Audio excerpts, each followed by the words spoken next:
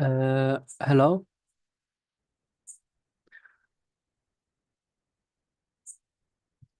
Hi everyone. I hope you guys are all doing all right. I hope everything is going fine. Uh, Today we have our first core Python session. Okay, today it's the beginning of another module. We started the boot camp with an orientation. After that, the uh, we had the ITF sessions. Okay, today we are going to start another journey, another module, the core Python module. This module will take around 5 weeks to complete, along with including the sessions and the practice sessions. Everything will be included in these 5 weeks. Okay. Uh, Name of channel in Slack. It is the live channel, Mr. Aaron. I think you are in the batch 287. You're not in the free channel, right? So you can find the messages in the live channel, okay, of batch DS 287 English, okay? And Miss Temitayo, the time for the sessions will be this time from today onwards. Can you check the messages I had sent before? I sent a couple of announcements, okay, where I told you guys when will the sessions start, starting from today, okay? Starting from today, there is a little bit of changes in the session timing, okay? And uh, I can't find the link to join the lesson. Okay, I think a couple of your friends are not able to join. Let me share the link with them.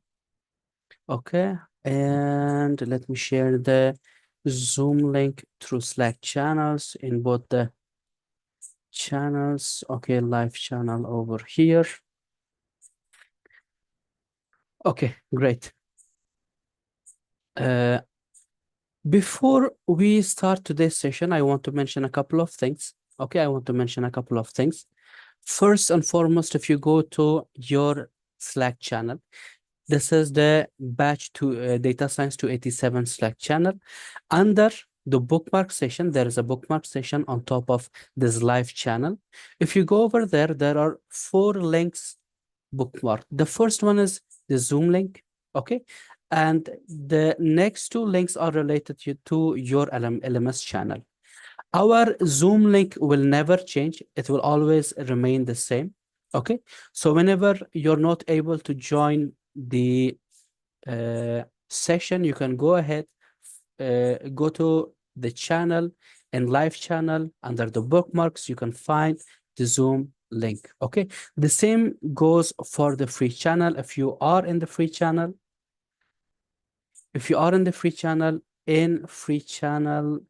in the Data Science Live English channel here, once again, if you go to the bookmark section, you can see there are some links already bookmarked, the Zoom link, and there are also the LMS and feedback links. Okay. So whenever you feel stuck, you're not able to find the links, you can go ahead and find it over there. Okay.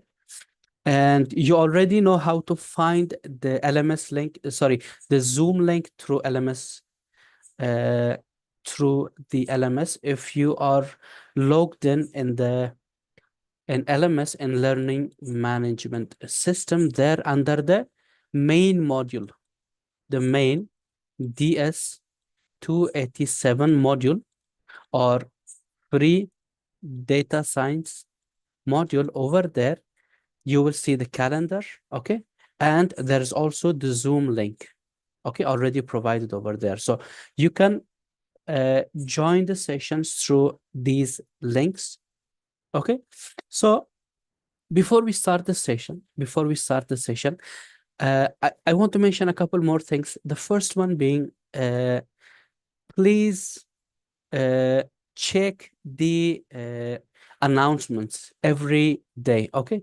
Because there was an announcement regarding the change in time. I made this announcement yesterday, if I'm not mistaken, right? I think I forgot to share the announcement in free channel. I shared it a little bit late, but here you can find the announcement regarding the changes in time starting from today. Okay, the sessions will start. Uh, I think someone's microphone is on. Can you turn it off? Uh, hello. Okay. I think someone's mic is on. Can you turn it off, everyone? Mute all. Let me. Okay. Okay. I think I muted. Okay. Now everyone's mute. Okay. So please check the announcement regularly. Okay. Because there will be some important things that you will miss out. Yesterday, I made the announcement regarding the change in timetable. Okay. So starting from today, the sessions will start at 20 or 8 p.m. Turkish time, 6 p.m. Central European time. Okay. And when it comes to Eastern time or US time, only for this week, the sessions will start at 1 p.m. Okay. But since from 3rd of November, US is going to change back to Eastern Standard Time. They're changing their time zones from Eastern Daylight Time back to Eastern Standard Time. So this will shift to 12 p.m. Okay. I have already mentioned these in a message. Okay. So this is how we are going to proceed with the sessions from today onwards. Okay. So before we start the session, can you react to this message in Slack channel? Okay, I just said I want to see how many of you guys are present right now and how many of you guys are eagerly waiting for the session to start for your first Core Python session. Can you react to this message? The message I just wrote in, wait a minute. Let me delete it. I have to write it in live channel. Sorry, everyone. In live channel, can you react to this message? I just wrote a message in live channel. Okay, great. Can I get a couple more reactions? I want to see how many students are present and should we continue the session? Great, right. Let me see in the free channel as well. Okay, I see a couple students. Okay. Okay, so without further ado, let's start the session. Today's session, as usual, we will have a 3-hour session. We will have a 3-hour session. Okay.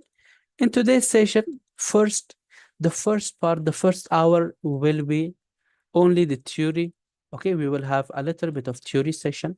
We will have an introduction of Python, okay, Python programming. And in the second and third sessions, we will have the application of Python, okay? We will start our coding after the first hour, okay? So, by the way, because in the first session, it will be a little bit theoretical, I will try to explain a couple of things through the presentation. If you're writing a question in Slack channel, I may see it maybe with a couple minutes of delay. Okay, so don't worry. As soon as I see it, I'll answer it. But if you have a question, please wait for a couple minutes because the first session will be a presentation. So I may not get a chance to regularly check the Slack messages. Okay, so let's start today's session. Today, we are going to start with Core Python. With Core Python, our Python classes will have 3 parts. The first part will be the basics of Python, okay?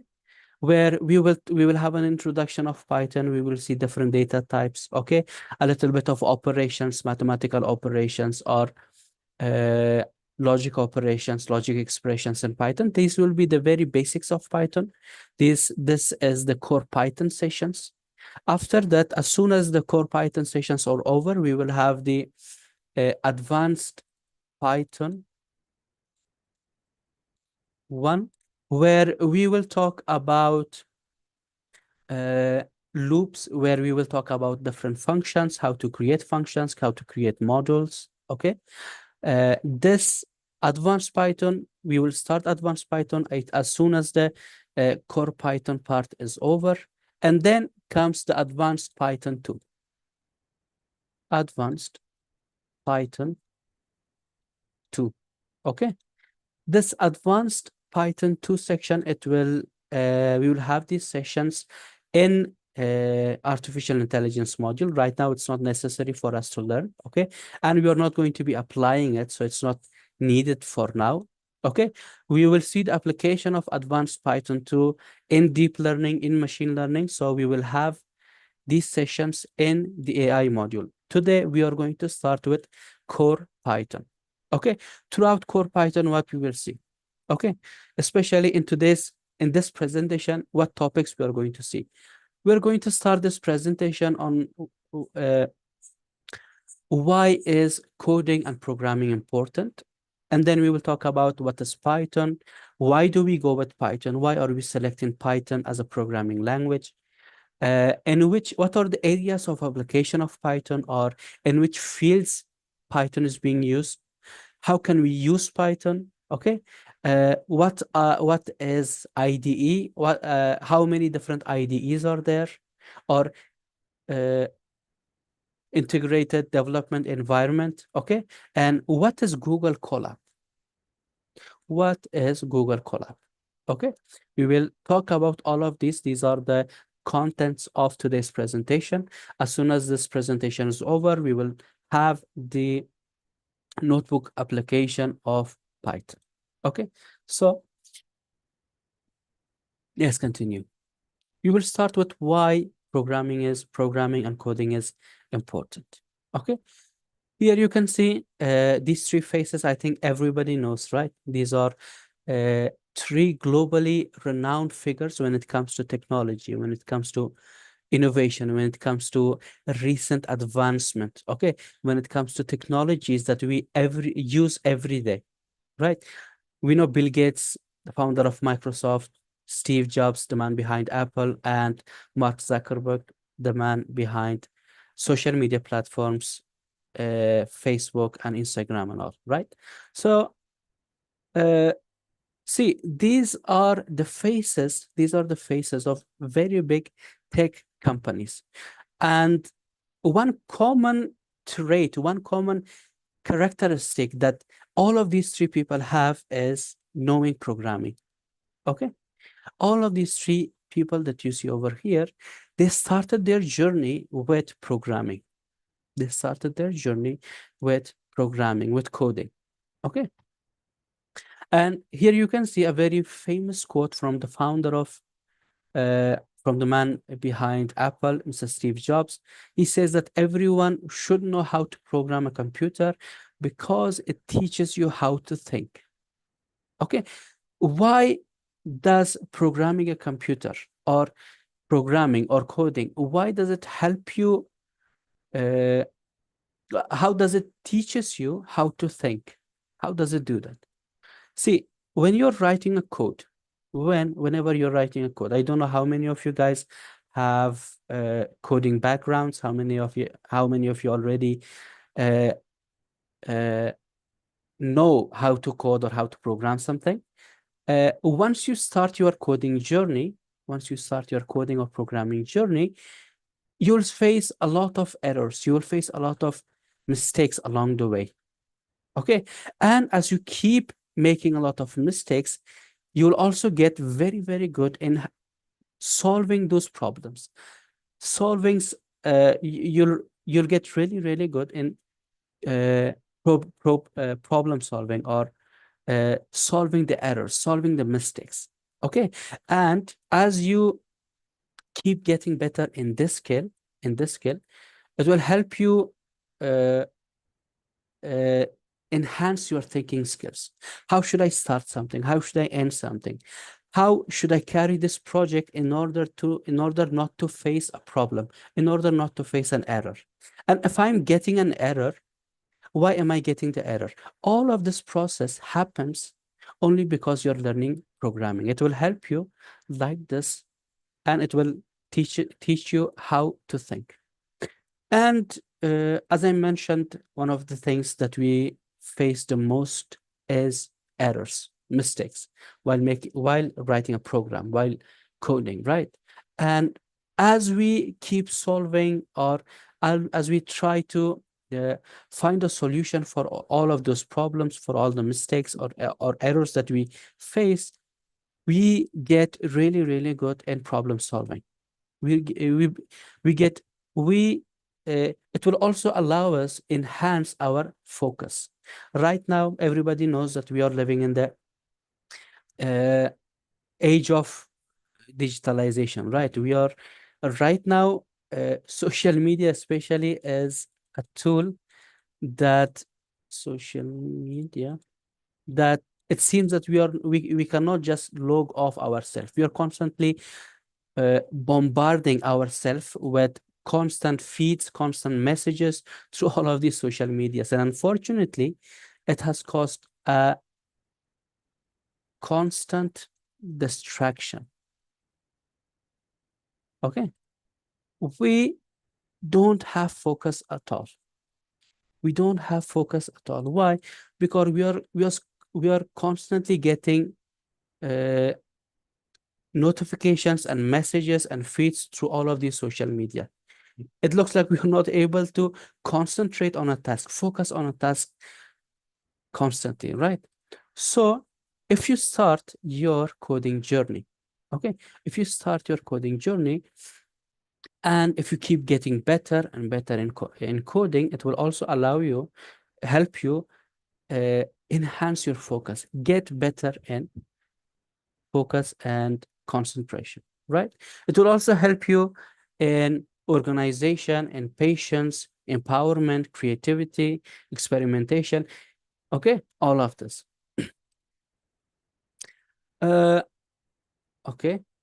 Uh, Through coding, we will be able to strengthen our communication skills. Our verbal and written skills will also improve. Now, some of you may ask how our written skills may improve.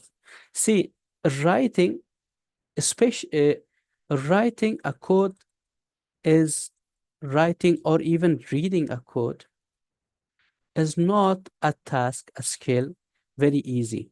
Okay, it will take a lot of time. It will take a lot of time to get better in writing a code. Okay, once you start getting better in coding, okay, especially right now in the very first, you may not understand what I'm saying. But once we start with if else topics, these are some interesting topics. These are called conditionals.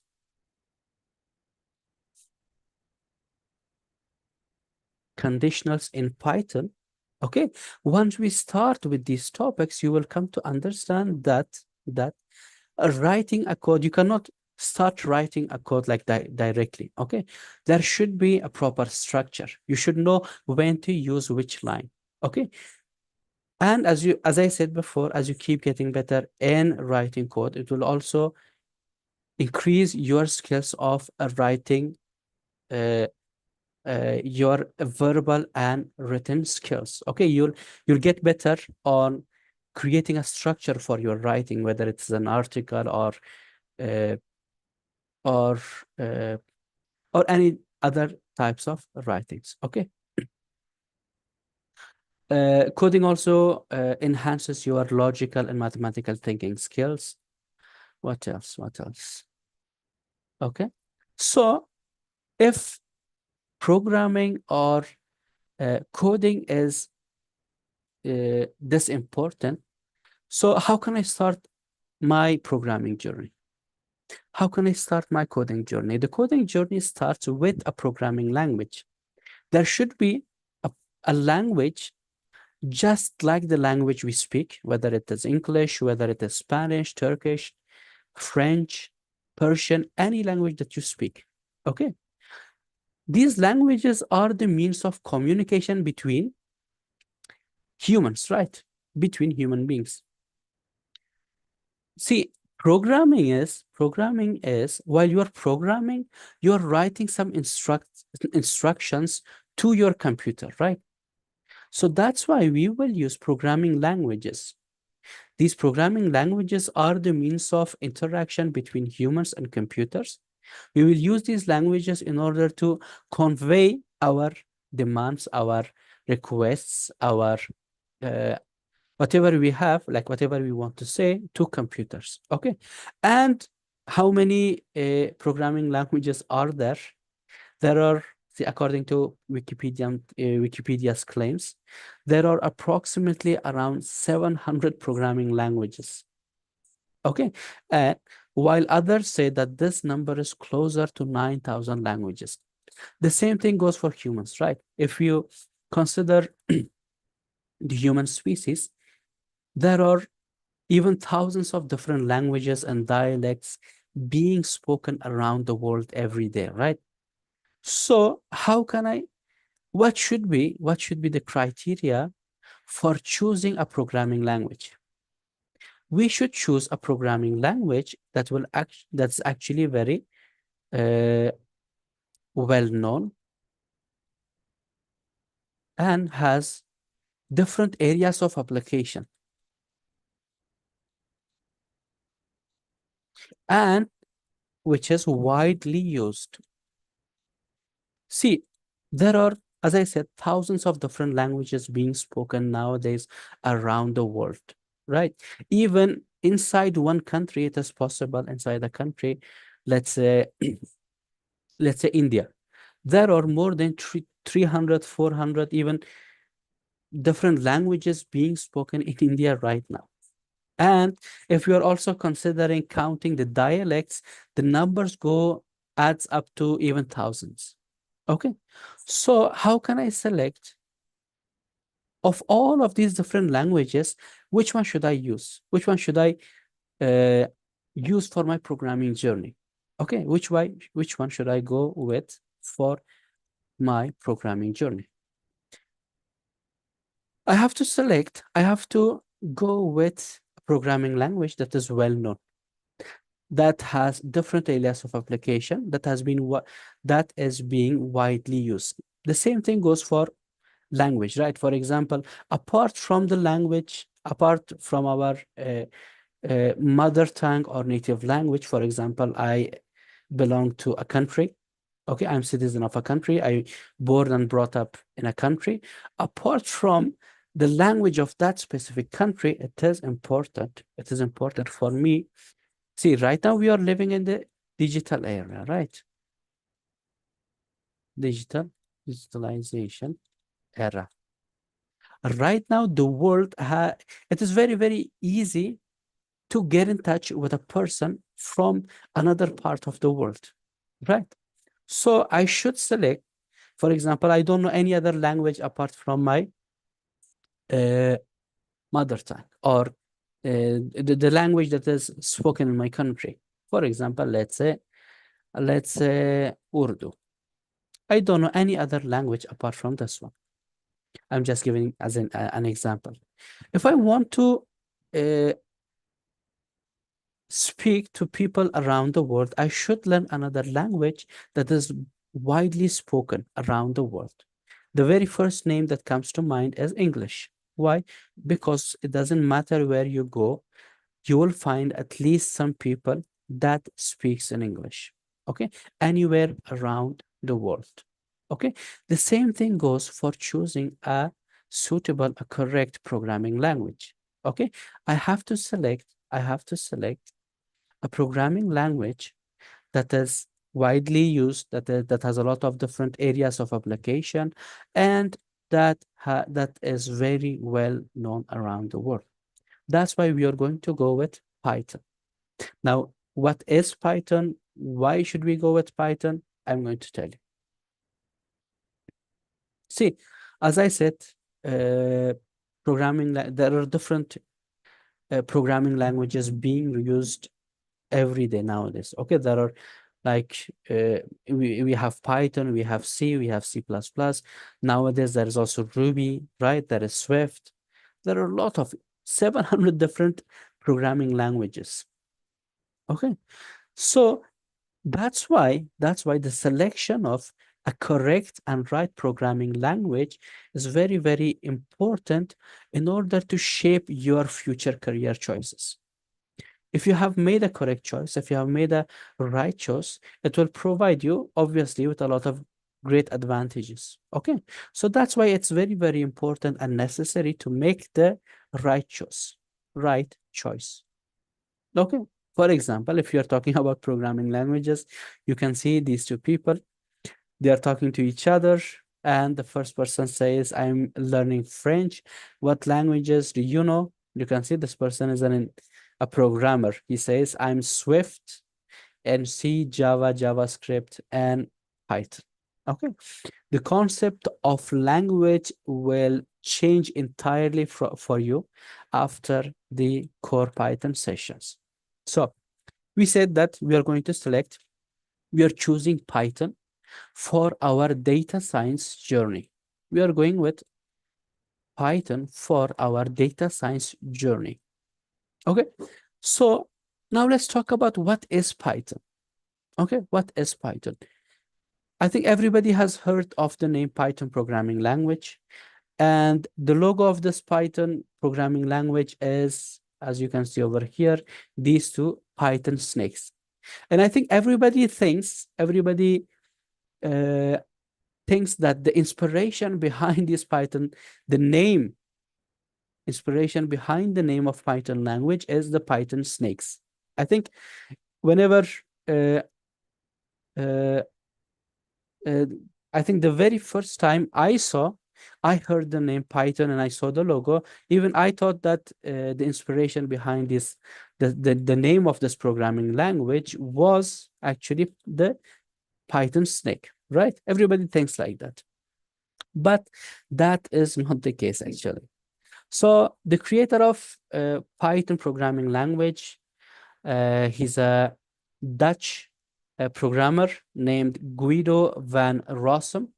He developed this programming language.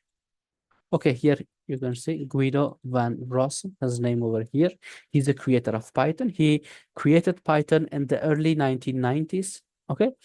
Uh, he created actually Python programming language, and his aim was creating or developing a language that is easy to read. Okay, early 1990s. Uh, a language that is easy to read or write or understand. Okay, his goal of creating Python was to develop a programming language that is very easy to read and understand. He emphasized a lot on the simplicity of a language and clarity in the code syntax. Okay. He wanted to create a programming language that is easy to read, write, or understand it.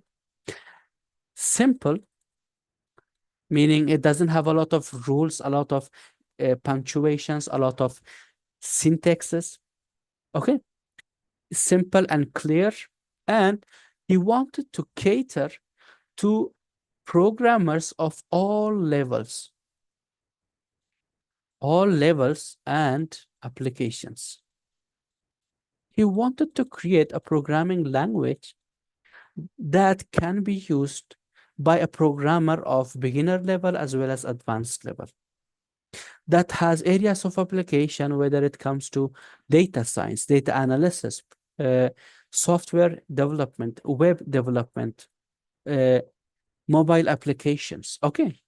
So these are the reasons why he wanted to create a programming language. See, apart from Python, whatever programming language you have seen or heard of, whether it is Java, JavaScript, or maybe C, C++, all of those languages have a very, very difficult syntax. It has a lot of rules.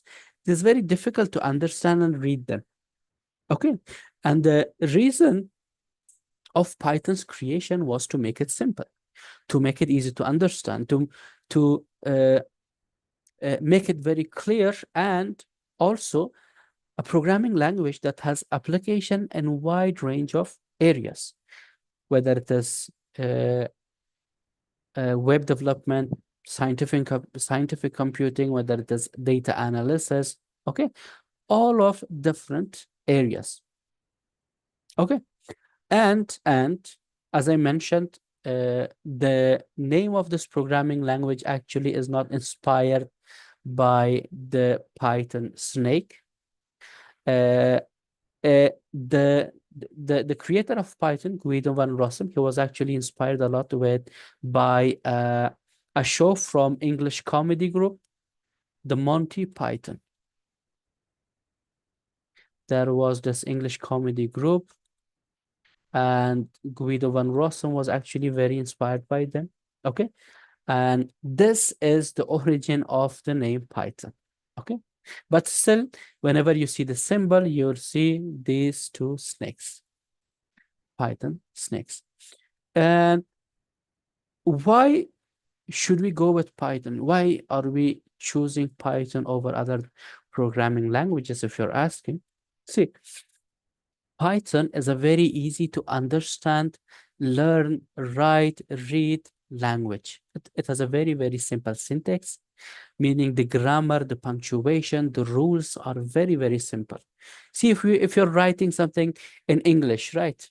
If you're writing, let's say, an article, there are a lot of rules and punctuations that you have to follow. Okay, even making a sentence in a language has its rules, right? Combining two words together, putting two words side by side has its rules, right? The same thing goes for Python. The same thing goes for programming languages. Whenever you want to write something in any type of programming language, you have to follow its rules. And the good thing about Python is that the rules, the syntax, everything is very, very easy and simple. Python is also open source, and it's an open source language, so you can use it very freely, right? You don't have to uh, uh, pay anything for it, right? Python is very, very efficient. As soon as you write the code, it can start its application. Python has a very, very diverse libraries and frameworks, meaning, see, we said that uh, Python has area of application and web development and software and data analysis and scientific computing and machine learning or deep learning or collectively AI. Okay, in robotics, it has area of application in a lot of things. And how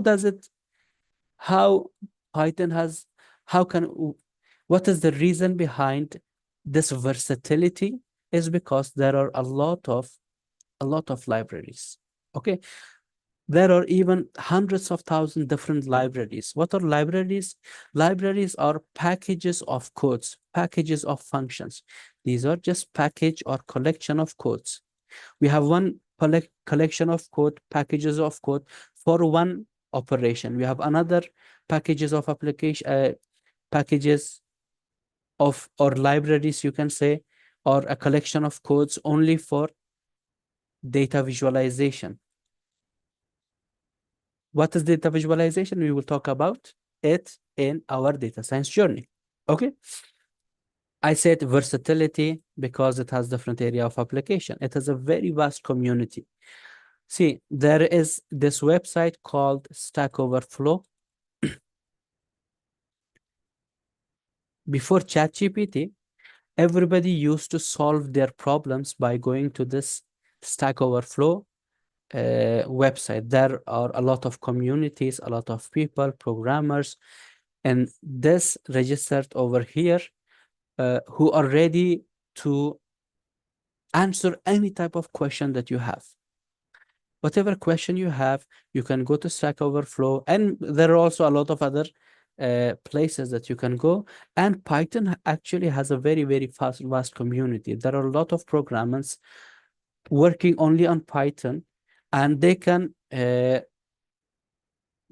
help you. They can help you find the answer for your specific question. Okay. Okay. And it has a lot of other benefits, obviously. See, here you can see that we have two different programming languages. If you want to see how efficient they are, we are comparing efficiency. You can see that Java programming language is performing a lot of things, you can see, and still not managing to kill the other person, right? It shows that how efficient Python is. How efficient Python is. See, I don't know if you guys have experience with Java or JavaScript. Literally, it is possible that you can write 2 or 3 sentences of code in Python and it will perform the same task as the code you write maybe in Java in 1 or 2 pages. Okay.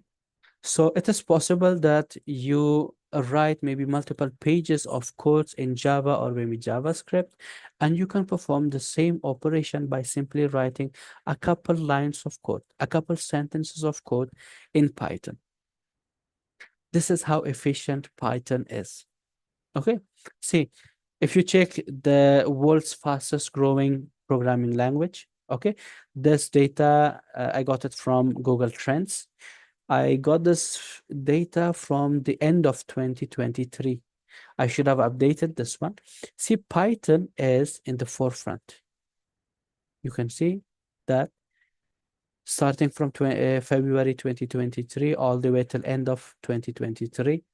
Okay, even before 2023, 22, 21. Okay, like in last maybe 10 years, you will see Python always ahead of other programming languages.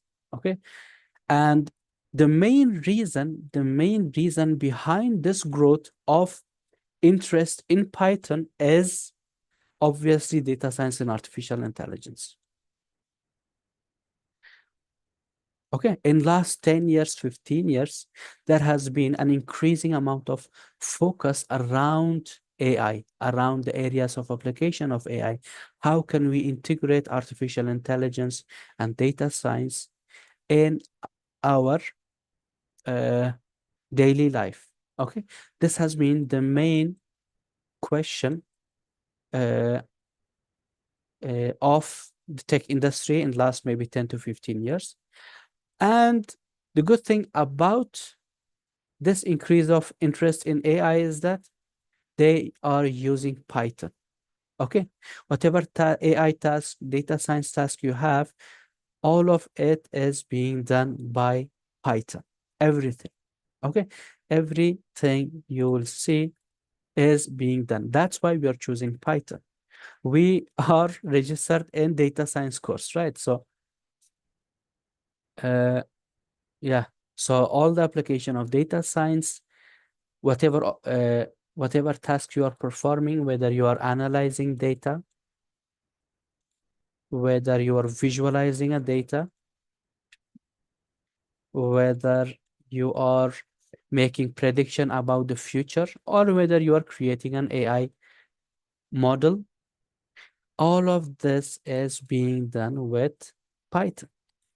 Okay, let's continue. You can see that almost everywhere around the world, Python is preferred over other programming languages. Okay, whatever company you can name, all of them are using at least in a couple of their departments Python as their programming language. And the good thing about Python is that it's very, very easy. It's like writing in English. You can see how am I so good at this? I have never written code before. The reason is because he's using Python. Okay. See, the good thing about Python is that you don't have to memorize a lot of rules. You don't have to memorize a lot of laws. Okay, a lot of punctuations. You can perform, you can perform any task you want with very, very fewer lines. Okay, with fewer lines, fewer, less than any other programming language, whether we are talking about C, whether we are talking about Java. Okay, any programming language you can think of, Python will do the same thing and fewer uh, sentences or fewer codes, I should say. And as I said, Python is very versatile. It has areas of application and a lot of different fields. Okay, you can see. And in uh, see, when we look at the area of application of Python, AI studies is on top. See, data science, AI, data science, AI. Even here, we can say reinforcement learning. Here, business intelligence, right? So you can see that data science and artificial intelligence is on top. Okay, is on top. And as I said, uh, why Python? Alongside the many reasons I mentioned before. Okay, Python is not only the fastest growing and most popular programming language around the world among software engineers, it's also a very, very popular tool or programming language when it comes to mathematicians and the world of science. When it comes to scientific computing, when it comes to accountants. Okay, this is the good thing. This is why uh, it is being preferred around the world everywhere. Okay. Uh, and okay, what type of career opportunities unfolds once you learn Python? Okay, there are a lot of different opportunities, to be honest, whether you want to become a Python developer, software developer, business analyst, business intelligence analyst, web developer, data scientist, data analyst, machine learning engineer, deep learning engineer, NLP engineer, computer vision engineer. I can't name enough.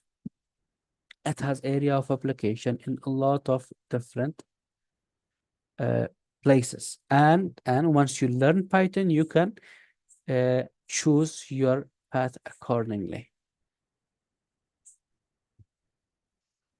Uh, okay. That one of Python's most popular application is data science. Is Let me change the color of my pen. Obviously, data science. Okay. Data science, although I wouldn't call it a new field. I wouldn't call it a new field. Why? Because the beginning of artificial intelligence is, or a data science, let's say, is 1950s. So I wouldn't call it a very new field, but it has been growing very fast nowadays, right? It has at its, let's say, peak of popularity nowadays, right? And the good thing, because we are in a data science course, right? We are in a data science and artificial intelligence course. And the good thing about it is that we are using Python. Thank you very much, Mr. Donald. Okay. And there are numerous different libraries for different application of uh, AI using Python. Let me see. In data science and data science, I told you has two modules. We have the data analysis module and we have the AI module. AI module has two parts. It has the ML part and the DL part. Both of them, we are going to apply Python for both of them. Data analysis, we will perform a lot of operations. We will perform analyzing data, where we will use Python. We will use it for visualizing data, for programming like Python. Okay. So these are different parts of application of data science. And in each one of them, we are using Python. We are using different libraries, different packages of Python. For example, we will use NumPy and Pandas for analyzing data. We will use Matplotlib and Seaborn and Plotly. This is the name of library. We will use these for visualizing data. There is another library of Python called scikit-learn, scikit-learn, scikit-learn, TensorFlow, Keras. These libraries and packages we will use for artificial intelligence applications. Okay. And the main reason why we are using Python as an application of data science and AI is because it has a lot of different libraries. It has numerous libraries. And the good thing about Python is that it's open source, it's free. Even you can create your own library, even you can create your own packages, modules, a collection of your codes, a collection of your codes. Okay. This can be done using Python. Okay.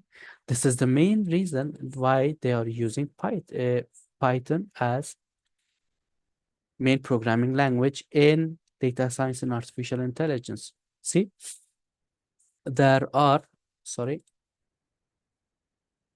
there are there are numerous libraries, 137,000 libraries, more than even more than that. And each one of them has its own area, part of application. Some of them are for physics. For example, it has application in physics and statistics and astrophysics and machine learning, right? And analyzing data, right? In visualizing data, okay? Or for some libraries only dedicated for software engineering, for web development, okay? So while there are a lot of libraries, only maybe for data science as a whole, we may have maybe thousands of different libraries. So do we have to learn all of it? Do we have to learn all of these different libraries? And can we learn this much libraries? See, it is not necessary to learn all of it. For the entire data science part, we will see NumPy, Pandas, we will see Matplotlib, Seaborn, Plotly, maybe a little bit of stats. We will see scikit-learn, we will see TensorFlow along with Keras. I'm hardly counting 10 libraries. Okay. And we are not diving too deep into these libraries. We only see it as much as it's necessary. Okay. Why? Because uh, once you learn one of these libraries, learning another library, learning another package becomes extremely easy. It becomes extremely easy. See, the important thing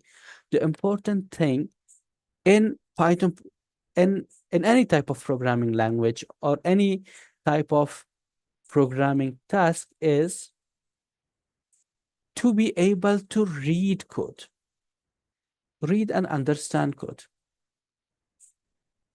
read and understand code. Why? Because we will see a lot of different codes in the internet. There are a lot of libraries. Okay.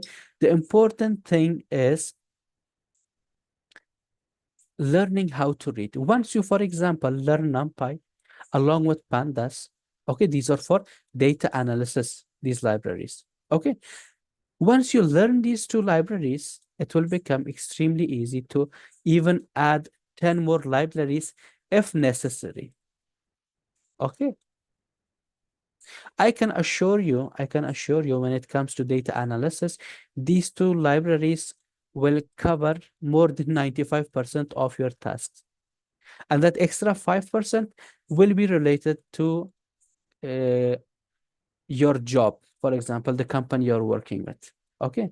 What type of tasks they are offering. Okay. That's why the important thing in our Python journey is to be able to read code, okay? To see different codes, learn how to read it, okay? So that's why we say we don't have to learn all of these libraries. The important thing is to be able to read code, okay? Okay. Uh, okay. Python is, as I said, easy. It's a multi-purpose language, simple and beginner friendly syntax it has. It can solve complex problems in less time with fewer lines of code. You don't have to pay anything. It's free of cost. And it's very quick and efficient. Okay, for example, here, this is the very, very first code every programmer writes. Whether you're learning C, whether you're learning C++, any type of code you can think, okay? Sorry, programming language like Java, JavaScript. The very first code that you're going to write is this: printing hello world. Okay. I think some of you already have experience with different programming languages. I think so. But for those of you who are starting your programming journey, or let's say a coding journey today, even you can see that the first part is for printing, for showing something, right? You want to show something. What do you want to show? This type of message, right? This type of message. Even for those who don't have any experience with coding or programming, even they can understand that this code right here is for showing, for printing a message. For, see, in Python, it is very, very easy. Okay. In Python, it's very, very easy, right? For example, I have a text like this over here. What if I want to select this part of it? See, I want to select this part of this code. How can I do it in different programming languages? For example, if you're doing it in C, you have to write a code like this one. If you're doing it in JavaScript, this one. If you're doing it in Python, it is this easy. Okay. So how do we run Python? How do we write our codes? We use something called IDEs, or Integrated Development Environment. These are some programs. You can also call it softwares. It will allow you, it provides, it gives an interface, a page for us to write our codes. Okay, to write our codes. Okay, so all of these IDEs, they have something called compilers. These compilers' job is to translate our codes into human understanding language, into binaries, into ones and zeros, into human understanding language, and whatever is the result by computer, to show it, to translate it to human understanding language. Okay, this is the job of IDEs and compilers. IDE is the page, the interface, okay, the page or the interface, the program, the software, okay, and inside these IDEs there are compilers that performs the translation. Let's continue. There are a lot of compilers. Which one should we use? There is PyCharm, there is VS Code, there is Atom, Spider, Notepad, right? There are a lot of this, a lot of them. But in our Python journey, we are going to use Visual Studio Code. Okay, Visual Studio Code. Okay, there is this program or software called Anaconda. Anaconda, you can also consider it a very it's a place where you can find a lot of different IDEs. For example, for our data science tasks, we will use VS Code, Jupyter Lab, and Jupyter Notebook. This Anaconda is a software that collects a lot of these IDEs, these programs necessary for a data scientist. Okay. For example, once you install Anaconda, you can open VS Code, Jupyter, all of it from here, or maybe you can install VS Code yourself. Okay. If you want, you can install VS Code separately yourself. And how can we use Anaconda? For example, how do you open a software through Anaconda? For example, I want to use this IDE, Jupyter.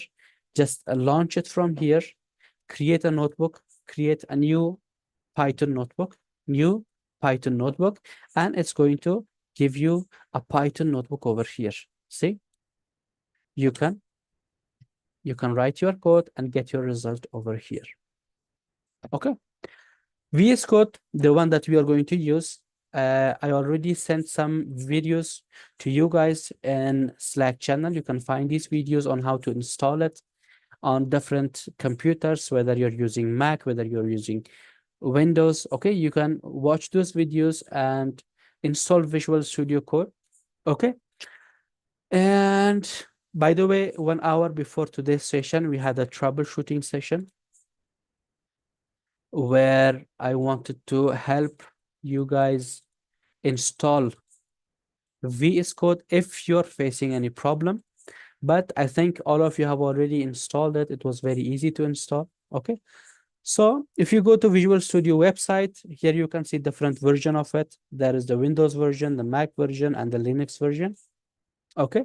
And you can select one of those versions, for example, the Windows version, and you can download it and install it.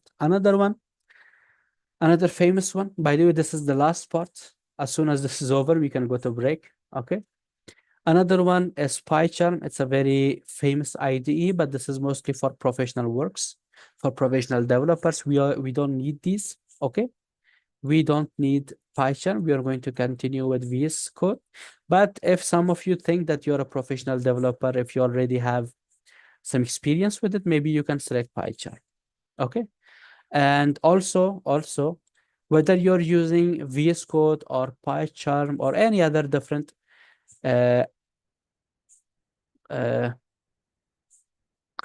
IDEs, it's better to also install Python itself.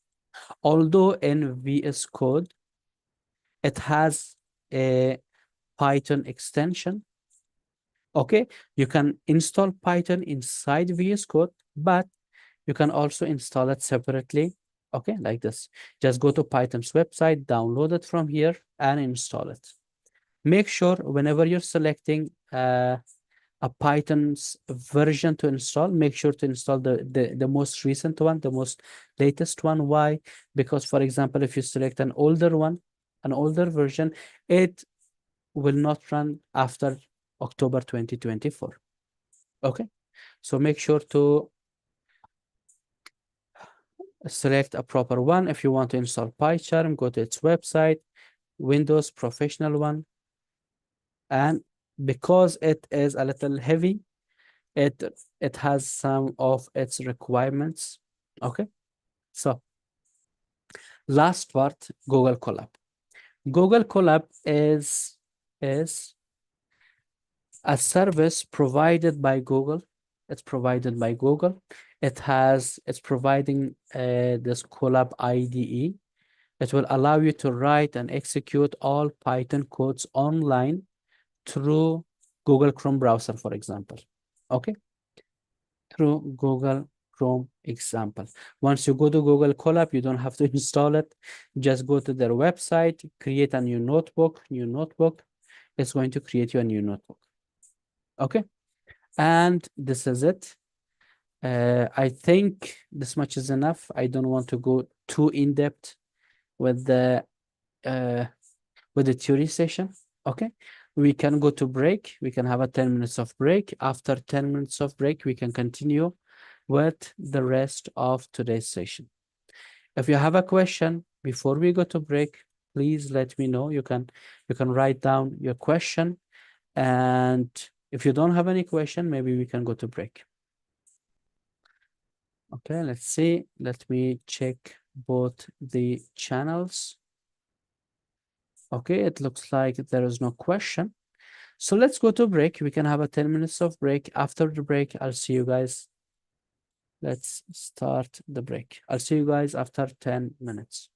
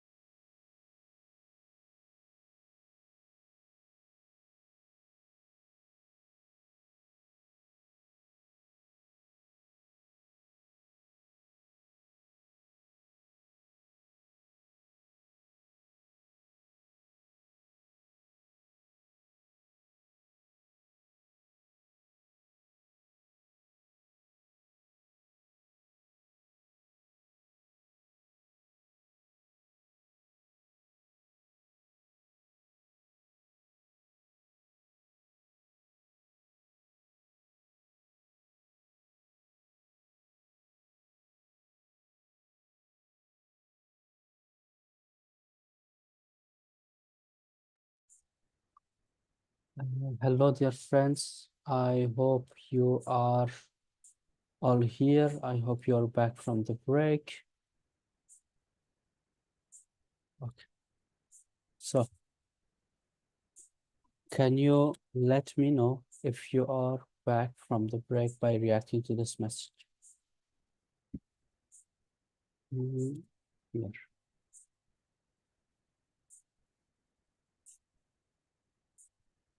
Okay. Let's see how many of you guys finally come back from the break. Thank you very much, Miss Archana. It would be good if you could react to the Slack channel. I think you just joined in the Slack channel, if I'm not mistaken. I just saw you there. Okay, yes, great. We have our messages in Slack channel usually. Okay,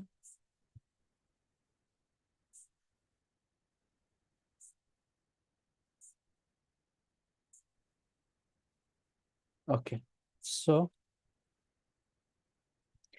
yep, great, great. Let's start the session. Okay, let's see. Great. Thank you very much, everyone. So, we are in the second session. Okay, in today's second session, just in the first session, we talked about we talked about Python. What is a programming language? Why do we choose Python? Why Python over others? We talked about different IDEs, right? And and now we can start today's session. We can start today's session if you have already installed Visual Studio Code or VS Code. We can continue with that. And for those of you who haven't installed it yet, who just joined today, who's it is first day, okay, first day, I want to show you the Google Colab. See, if you go to Google and write Google Colab, just Google Colab and search for it, you will come across, let me just zoom it a little, this website, collab.google. Okay, this is the IDE developed by Google for us for creating notebooks that work with Python. Okay, that works with Python. So I will go over here and I can either you can say new notebook or you can open Colab. Let me open Colab. Here, what I can do is this is the main page of Google Colab. For today's session, I want to create a new notebook. So create a new notebook. Let's create a new notebook for today. Okay. You can see this is a notebook created by Google Colab. You can see it has this extension. Any notebook that we are going to be working with is a IPYNB file. It is something called Jupyter. I stands for Jupyter. PY stands for Python. NB stands for notebook. This is a notebook. This is a notebook that works with Python. Why do we use a Jupyter notebook instead of a Python file, instead of Python itself? Is because Jupyter notebook allows you to run, wait a minute, run as many code cells as you want. Okay. See, for example, this one, I want to name it from here. Let's say first session. This is the name of this file, let's say, okay. And you can see there is the drive. If I click on it, and it will be stored in my Google Drive. This is the good thing about this one. Here I can write my codes. For example, let's say 4 plus 8. When I run it, you can see there is this run button. If I click on it, it's going to run. It is going to run.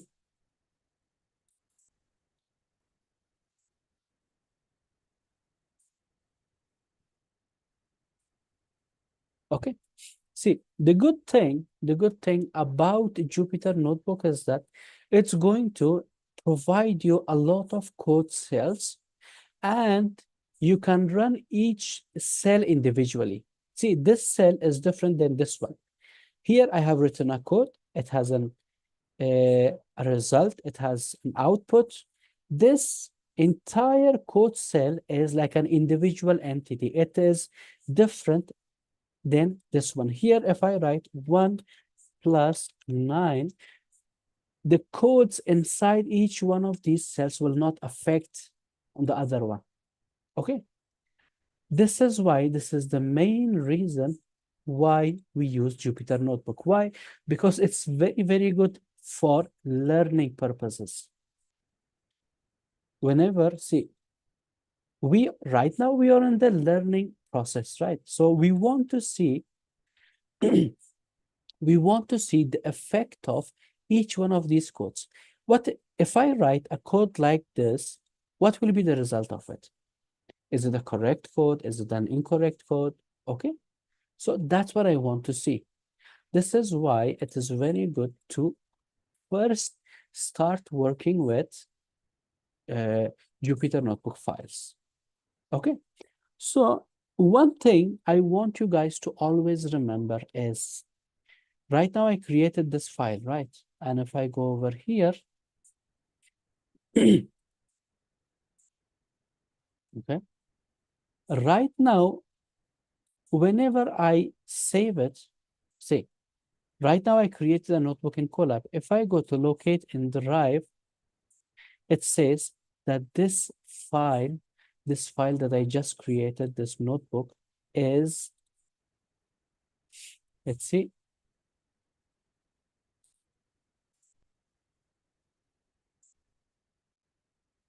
let's wait, what's going on? It has to find it early. Or I will go to Google Drive. If you go to your Google Drive, there is a folder called Colab Notebooks. If you go over there, you can see here, first session I just created 11:48 p.m. 2 minutes ago, I created this file. Okay, whatever notebook you're creating in Google Colab, it will automatically be added over here. That's one thing. Or instead of going to Colab,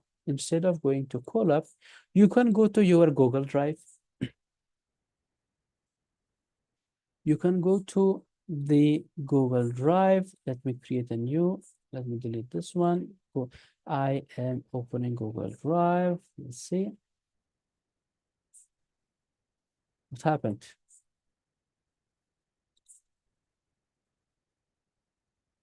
Is the problem with the internet? Let me see. Let's see calendar.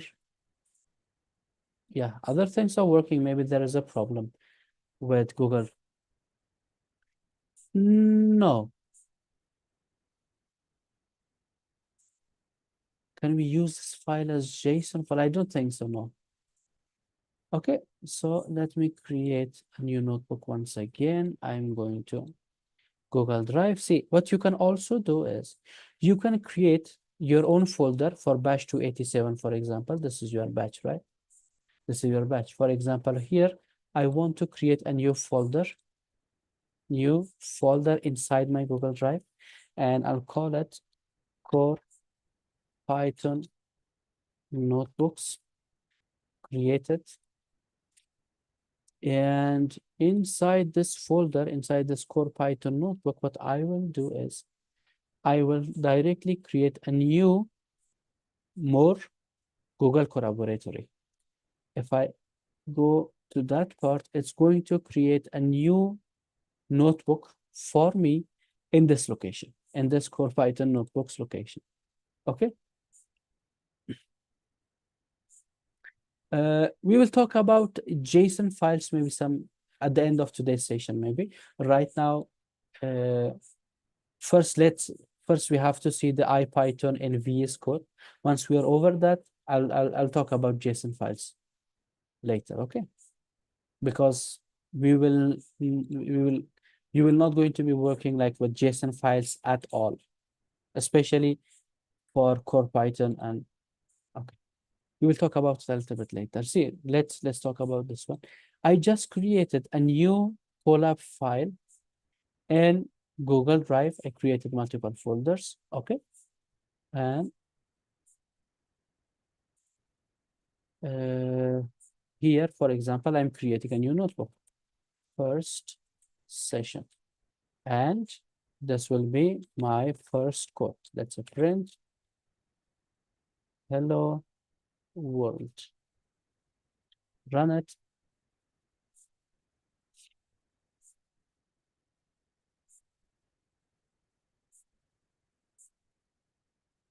By the way, let me, in order to at least answer your question by the time it runs, Mr. Hussein. Yes, Mr. Hussein. See, JSON files are mostly for storing data in the form of dictionaries, okay? In the form of dictionaries. Once we cover the topic of dictionary in Python, I think it's going to become more clear. JSON files are mostly for that purpose, okay? But these Jupyter notebooks will be only for coding, only for creating, only for writing your codes, okay? So if you have not installed VS Code already, for today you can use Google Colab, create your notebooks, okay? And tomorrow maybe you can start with VS Code. For those of you who have already installed Visual Studio Code, for those of you who have already installed Visual Studio Code, what you can do is you can, let me close this one, for example.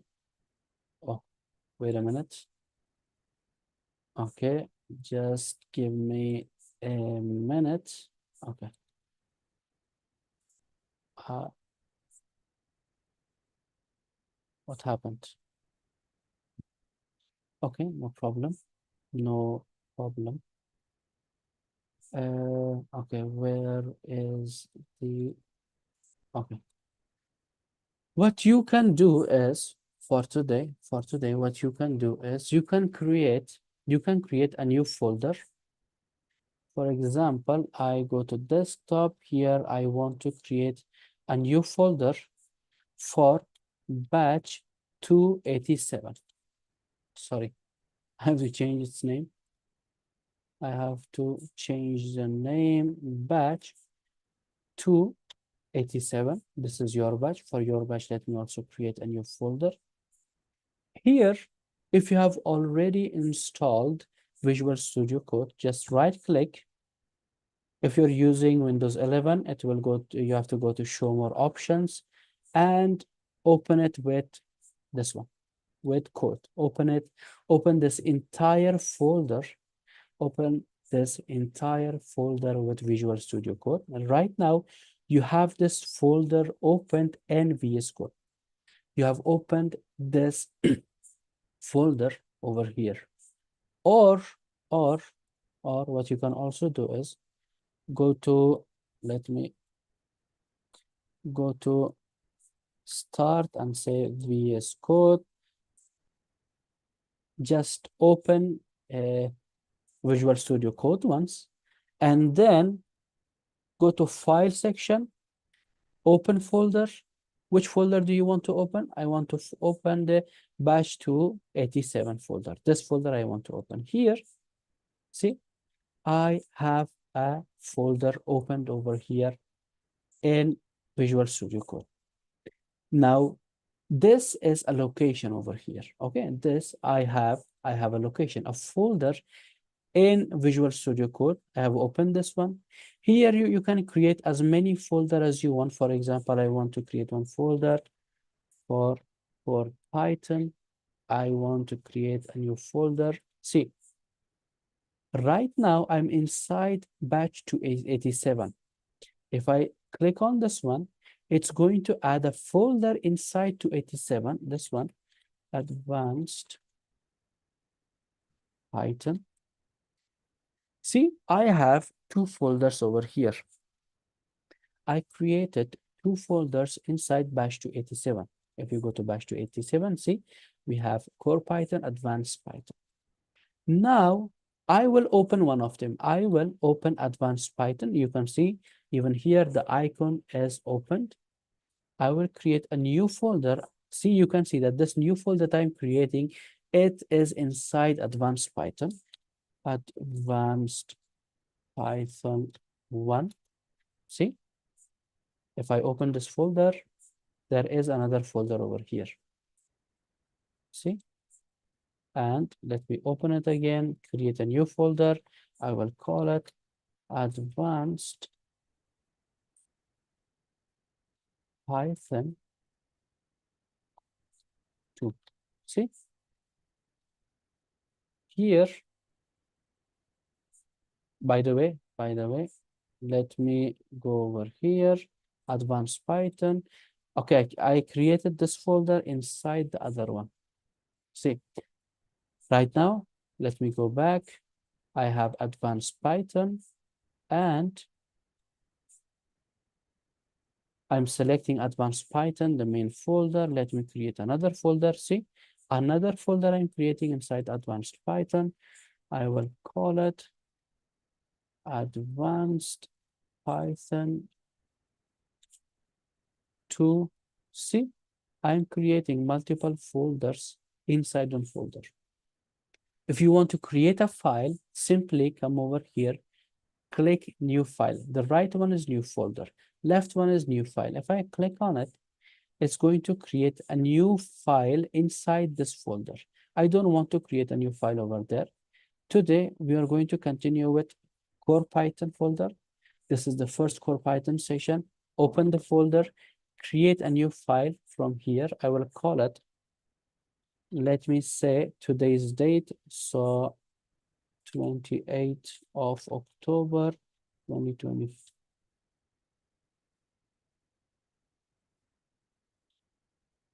Okay, 10, 28, October 28, 2024. Let's call it first session. This is the name of file. Dot, I want to add an extension. Whenever you're adding an extension, you're telling Visual Studio Code what type of file it is.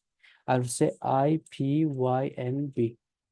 It's a, see, as soon as I write it, Jupyter logo, Jupyter Notebook logo. If I say .py, Python logo, I am going to create a Jupyter file. See, I just created a new Jupyter Notebook file. Could you show again how to open the folder batch 287? Yes. Yes, I can show you. See, once you open Visual Studio Code, I don't have anything over here. I have nothing. Okay. Go to file, open folder, just say open folder, and I have already created a folder in desktop. So I will select it, select the folder, select it, open it here. See, that folder is open. Now, how do you, right now I'm in the main 287 folder. Okay, I'm over here. By coming over to this place, you can add a new folder inside 287. See, new folder, for example, here, I will add HTML files. Even as soon as I write the HTML name, the AI working in VS Code automatically understands that I'm going to be storing HTML files, so HTML logo. I'm opening this folder. For example, I want to create a new file, and I will call it first session. If I say .html, see, it is HTML5's logo. See, it's an HTML5. I hope you understood how did I create the folder, Ilkin. And Mr. Uh, Umair, I would really appreciate if you could write your questions in Slack channel. Why do we use IPYNB or Jupyter file? Because see, we have this Jupyter file. I'm going to add multiple code cells. Here, I will also have one Python file. I'll stick it. I'll call it first session.py. See, this is a Python file. I will say print, let's say, hello world. See, as soon as I run it, this is the output. Okay, here I will run something else.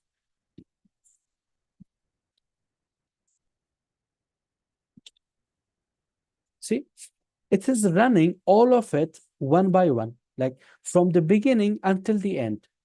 Okay, see, it ran the first part, the second part, it's running all of it. See, we are in the learning phase, right? We are in the learning phase. We are in the learning phase. In learning phase, you cannot run all of it. See, I want to try multiple things. I want to see what is the purpose of this code.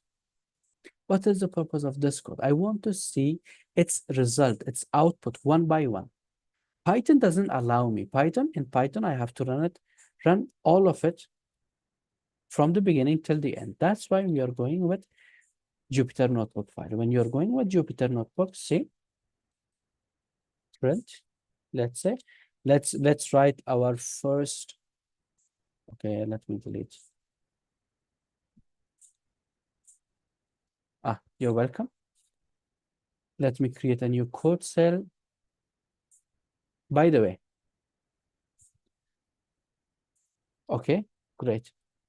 I created a Python file, a Jupyter Notebook file. Whenever you are creating a new Jupyter Notebook file, okay, make sure whenever you're starting if it is the first time you are using VS Code or Visual Studio Code, make sure to go to see.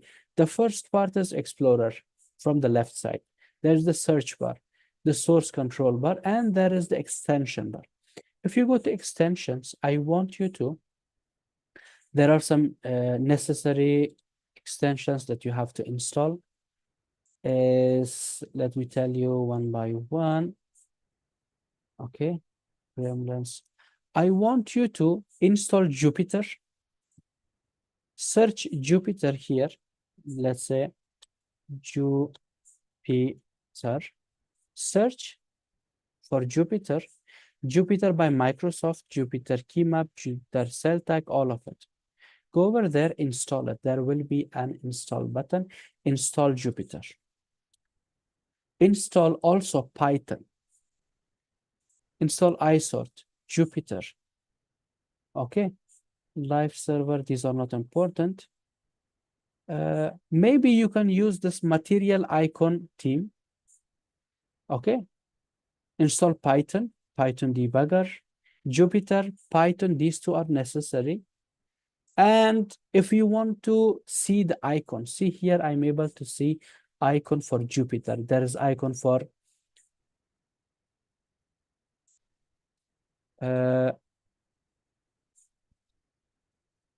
this is for icons. And what else? What else? Mr. Umair says,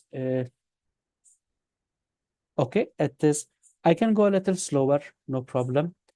Please write your messages in Slack channel.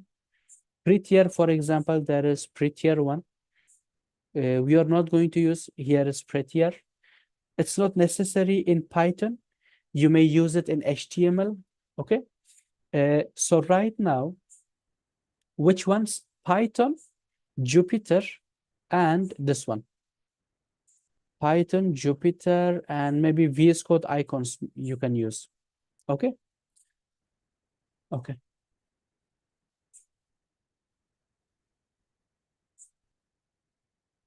Okay. No, no, no. No problem. I think, see, right now I'm checking the Slack channel. I see that you're writing it in private. That's okay. It's great. But I may forget to check the Zoom chats because this is the first day we have session together. I'm not checking it. Like I'm checking it regularly, but uh, it is possible you may write a question. I may not even see it. So I don't want to lose your question. Yep. Yeah, there are a lot of uh, there are actually a lot of different. Yes, yes, whatever. Okay, great. Great. Whatever questions you have or messages, please write it in Slack channel. Why Slack? Because I want it encourages also other students to be more engaging and interactive. By the way, Mr. Arron and Mr. Omer, thank you very much for the messages. Uh, it's actually very good to message in Slack channel because it's better to make the session more interactive, talk to each other, see if others have any question. Maybe you can also uh, mention something, add a note, add anything that increases other people's like knowledge. Okay, so that's why I say write the messages in Slack. So three uh, right now, Python, these are the necessary ones, Python and Jupyter. Install these extensions. And there is also VS Code icons. If you want to see these icons, VS Code icons. Okay. These are the necessary ones in order for us to write our codes, especially Python and Jupyter. I am creating a code cell, but it says plain text. I'm going to plain text. I'm going to select Python. I have already installed Python, so I'm going to see Python. Whenever you're selecting Python and you want to run something, for example, I want to run 3 plus 6. I want to run this code. I want to see the result of it. When I run it, see there is the run button, the execute button, run. It's going to ask me something. See, it's asking me something called kernel. Kernel. Which kernel or which version of Python are you using? Which one do you want to use? Run. See, I have installed a lot of Python versions. I'll go to Python environments. I will select, for example, this one. When I run it, it's going to select, it's going to connect. See, it's connecting to Python. It is my Jupyter notebook, VS Code is getting connected to Python. Now it's going to use Python in the background to run my code. Okay, it's going to use Python language to translate whatever I say, run it. Okay, so let's start with our first code. I want to write C print, and I want to write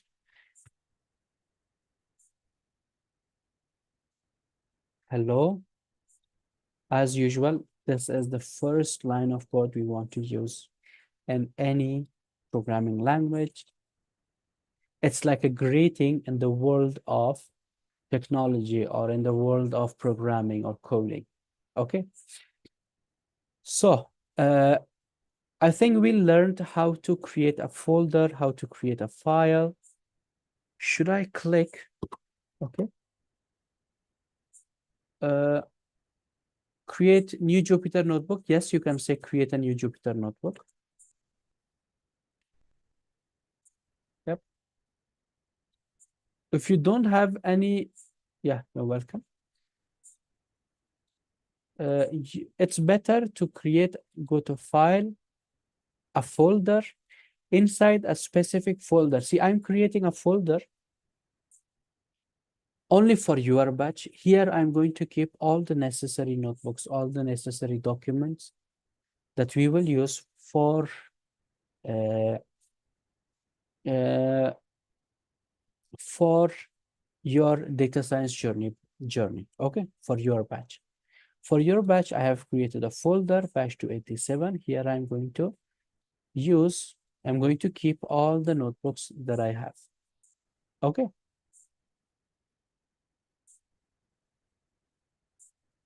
Yes, there is a new version, the latest version of Python 3.12.4. I am using an old version. I'm using the previous version. Okay, that's why. So the first code we executed, we ran the first code. Okay, here, okay. By the way, one more thing I must show before we start our coding. Go to settings or manage from the left, these icon bars, the last one, the manage bar. If you go over there, you can select different themes.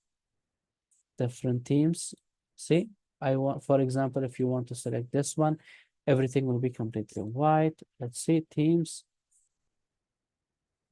color and theme. Let's say I want to use dark ones. See, this is another dark theme. So you can try out different themes if you want to use them. Okay. Okay. So we talked about opening folder. How can we open a folder? How can we create a file? Why are we going with Jupyter file? Why don't we use Python file? We talked about all of it. We saw how to create a file over here. How do we create a new notebook, a new file? We talked about this. Now I want to show you one more thing. Here in Python, in this Jupyter notebook file, okay, in this Jupyter notebook, you will come across two types of cells. We have two types of cells. We have a code cell and a markdown cell. We have a code cell and markdown cell. Okay, you didn't understand the kernel. Kernel is basically the software or program you want to use in the background. Which language should I run this one with? Should I run it with Python, with C, with which one? And which version of Python? That is called kernel. Okay. So whenever you're running a new Jupyter Notebook file for the first time, it's going to ask you, are you going to create it with Python, with C, what type of program you want to use? So here, you can also select the kernel here. Here you can see, I will say right now I'm using base Python 3.11.5. I can select another kernel Python environment because in my computer, I have installed, see, different versions of Python. It's showing different version, different environment of Python for me. For you, if you installed Python today, if you're using the latest version of Python, it's going to show you that one, maybe 3.12 point something. Okay. For me, it's showing the Python version I have been using. Okay.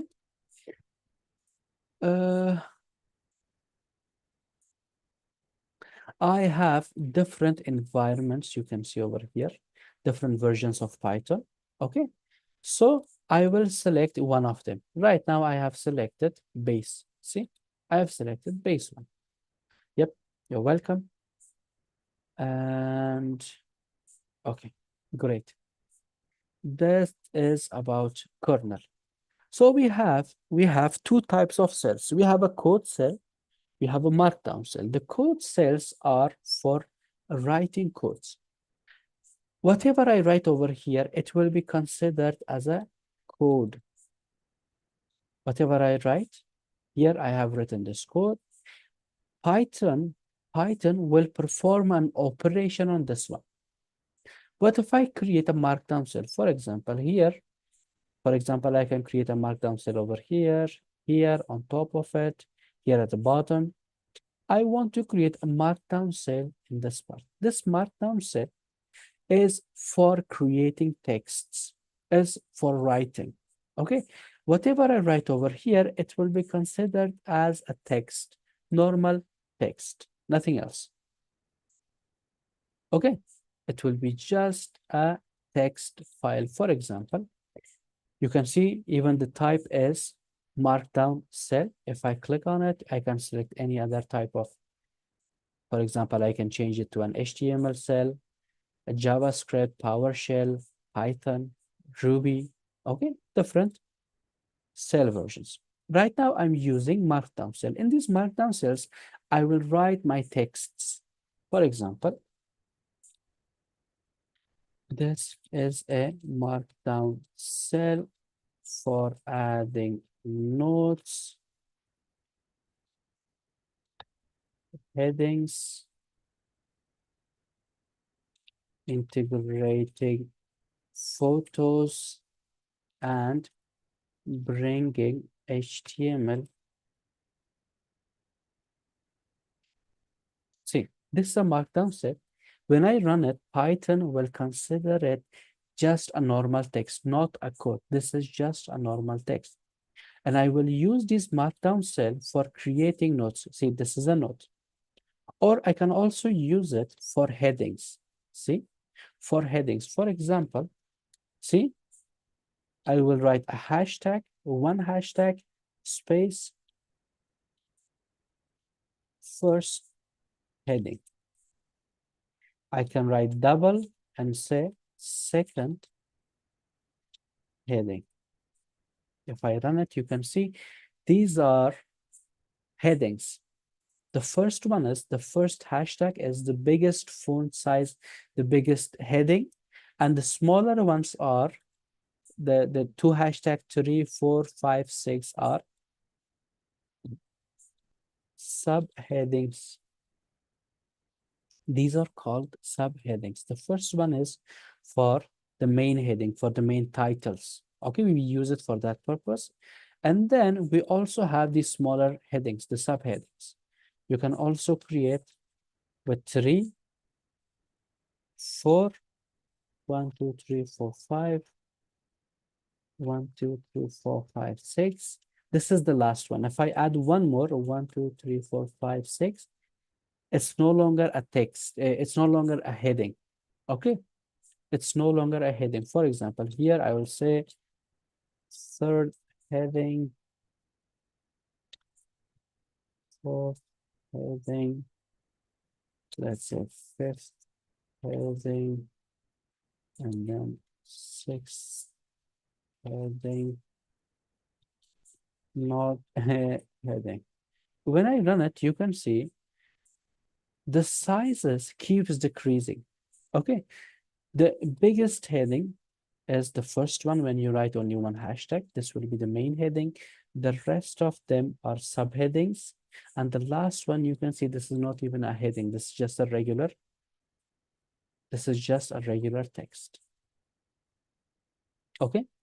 So we said that markdown cells are for adding notes. These are for integrating photos, headings. Okay.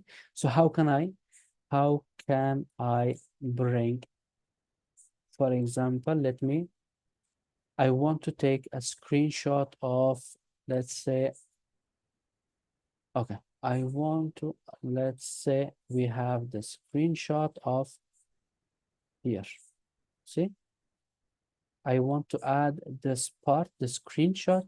I will copy this image, and at the end of it, I will say adding a photo in my notebook with a markdown cell,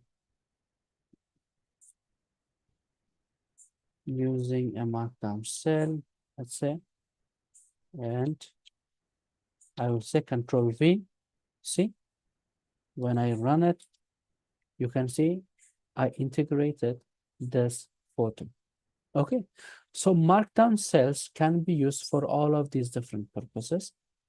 Okay, and the code cells right here, code cells are only for writing your codes. That's it, nothing else. Okay.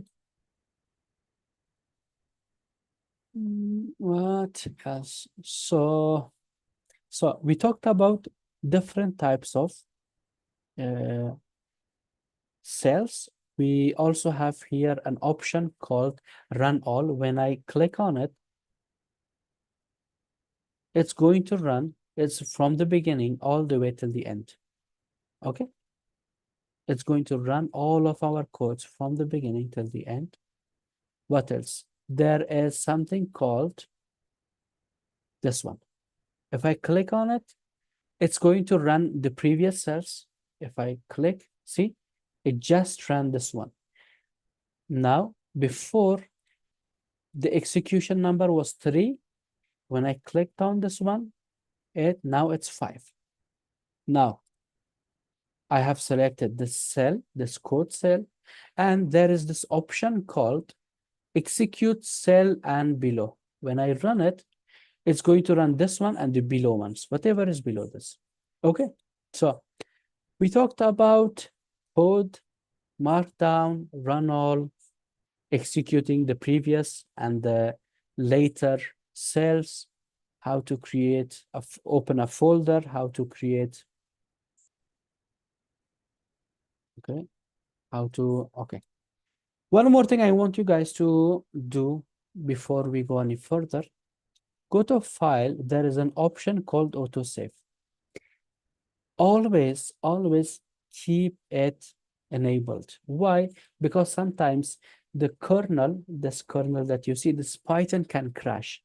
Or maybe if you don't save your codes, you may even lose it. Okay, so Visual Studio Code has this feature that keeps saving whatever you write. As soon as I write something, it just saves it automatically. Okay, what else? What else? The basic things I wanted to show for this session.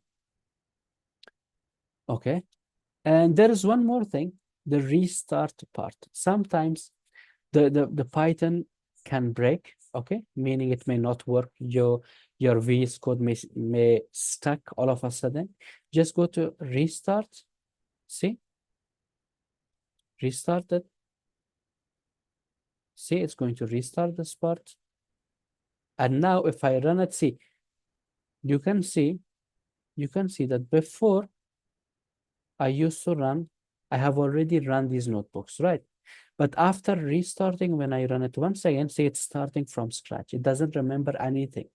Any of the operations we perform, see, run it, nothing. It doesn't remember anything. Okay. Okay. So in this session, I just wanted to show some basic things of Google Colab, some basic things on Visual Studio Code. How can we open it? How can we create a folder, create a file? Okay. I think this much is enough. We can go to break if you don't have any question. After the break, we can continue with the rest of session. Okay. We will go to break. We can have a 10 minutes of break. Let me see if you have a question in both Slack channels. Okay. It looks like you don't have any question. Now we can go to break. Let's go to break. After the break, we will continue. Let me stop the recording and let's have a 10 minutes of break. I'll see you guys after 10 minutes.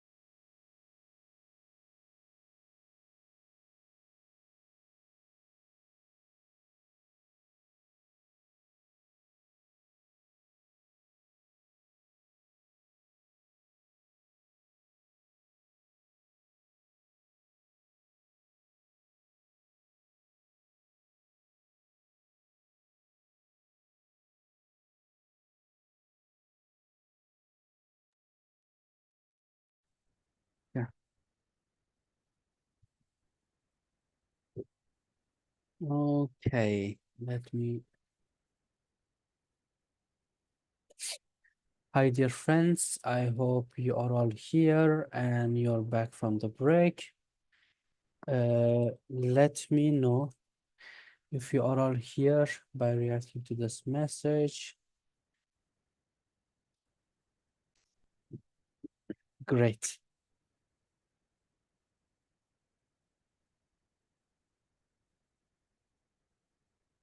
Okay. Okay. See, a couple of you asked questions regarding the IPYNB file. I hope you are here, Mr. Talha. Yeah. You asked a question, why do we use, see, what is the difference between IPYNB and PY notebook? PY notebook runs only in Python. It runs the entire code from the beginning all the way till the end. IPYNB is a Jupyter notebook that runs with Python. And the good thing about IPYNB is that we use it for because it allows you to have code cells plus markdown cell. The markdown cells actually help us. It actually helps us for creating headings, for integrating some uh,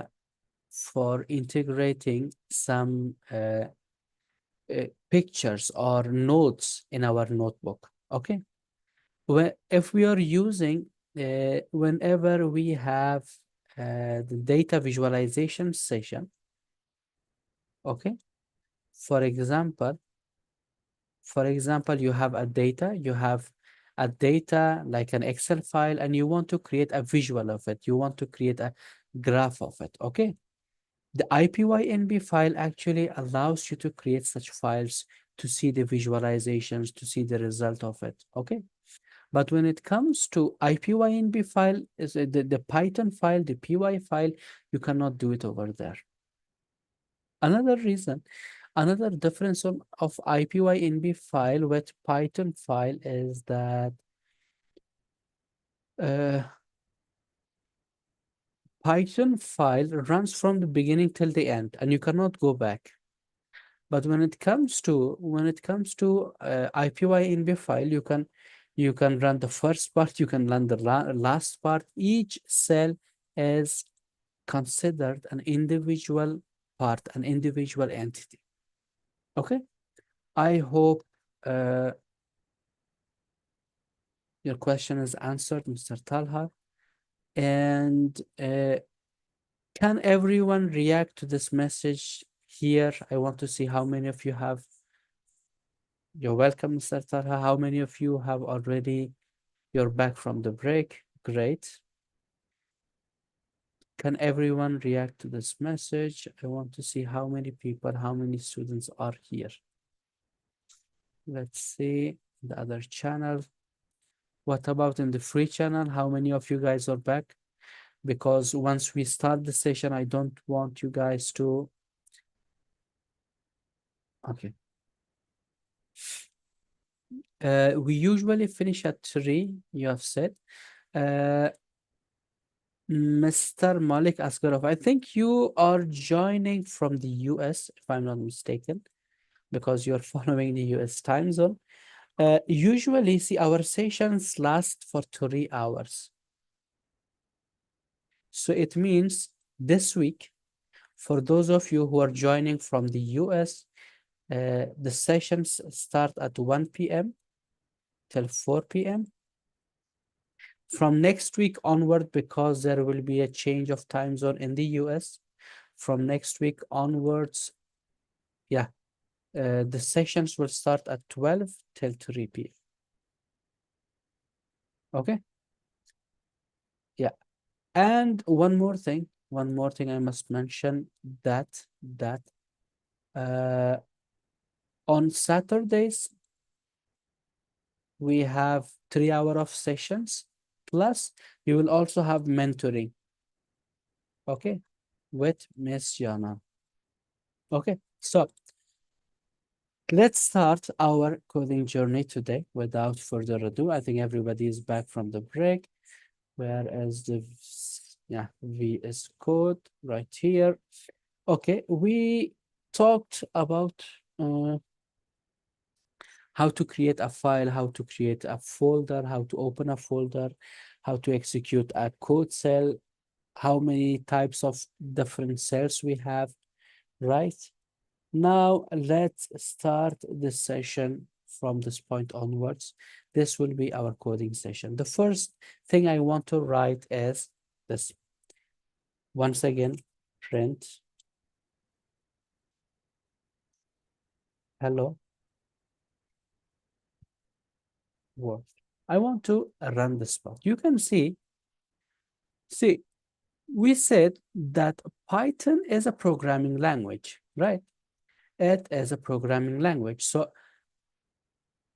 Mr. Umair, yes, only on Saturdays. Mentoring will last maybe 1 hour. Sometimes on Saturdays, we may not have any session. Okay, it is possible that we may only have mentoring.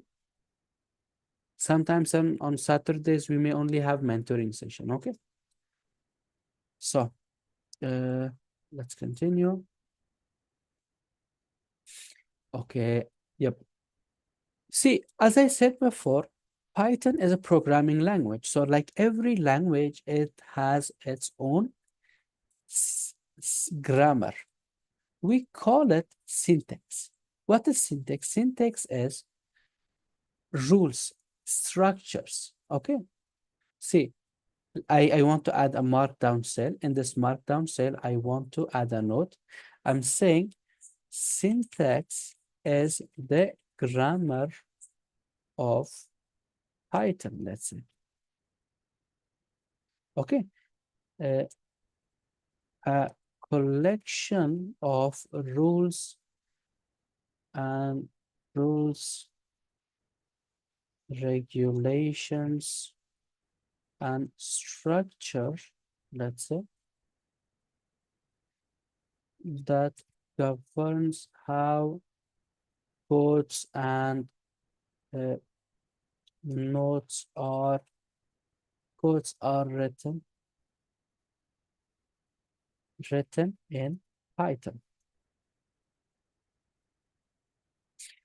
For example, here, see, whenever I'm writing a code, for example, here I'm writing a code. This code has something called the syntax, a grammar. And this syntax says that, see, I am using something called print. Here, print is a function. A function, you can see even here that it's a function. It performs an operation.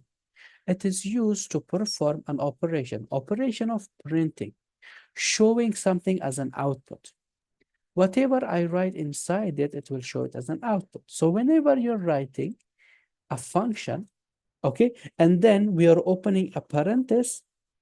If we are opening a parenthesis, we have to close it. This is a syntax. This is a grammar rule of Python.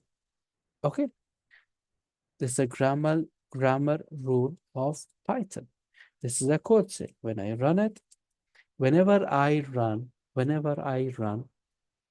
any code cell, it has to follow a syntax rule. It has to follow a grammar rule of coding world, which is called syntax. Okay. And whenever you're writing a code in Python, Python runs all of it. Okay, whatever you write, it's going to perform operation on it, unless it's a comment cell. See, you can add comments in code cells using a hashtag. Whenever you're using a hashtag and you're writing, whatever you write, this is a code cell.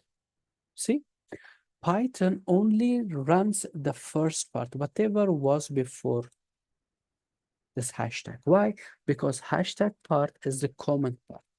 Python doesn't run it. Python neglects it. Doesn't consider it as a, this is a comment line.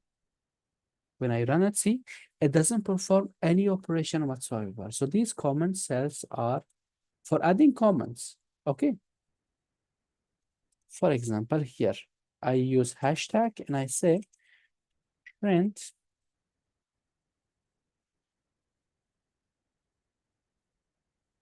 Let's say something like this. When I run it, it does nothing. Why? Because Python considers it as a comment cell. This is a comment line. Okay. This is a comment line. Okay. So great, great. Now, what do we have inside this print function? We have something called a string.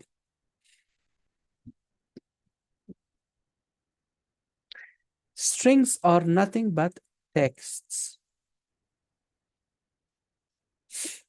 Okay.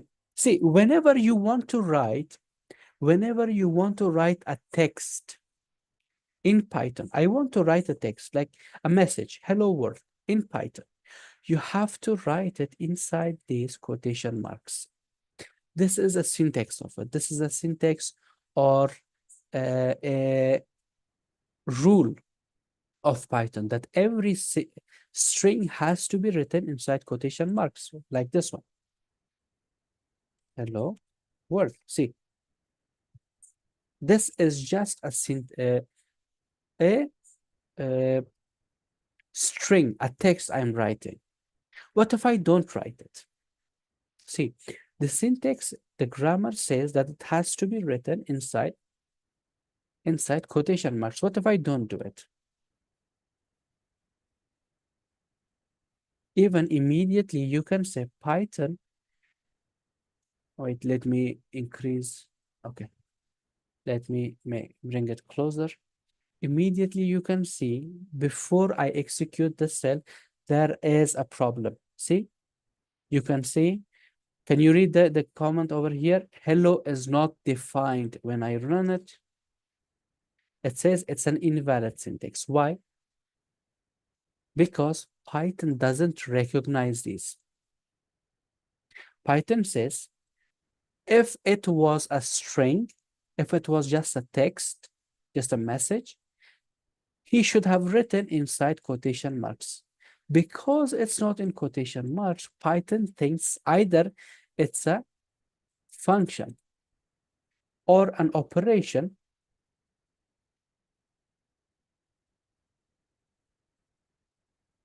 or something called a variable.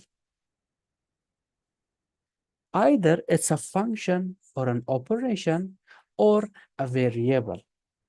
So what is a function? A function is, let's say, a line of code which is used to perform a task or perform a task or an operation. For example, here, see, I'm using print function. You can see when I click on it, it's a function. I use it for printing something, right? Python says either it's a function for performing something, for performing a task, for doing a job, or it's a variable. We will talk about variables tomorrow, hopefully. Because there is no function with this name, Python says these are not defined. These are not defined. See, Python says this is not defined. I don't know what this is. I don't know the definition of this word. It's not defined for me. I don't recognize it. Okay. That's why it's giving me an invalid syntax. Okay. Or if I just say hello, okay.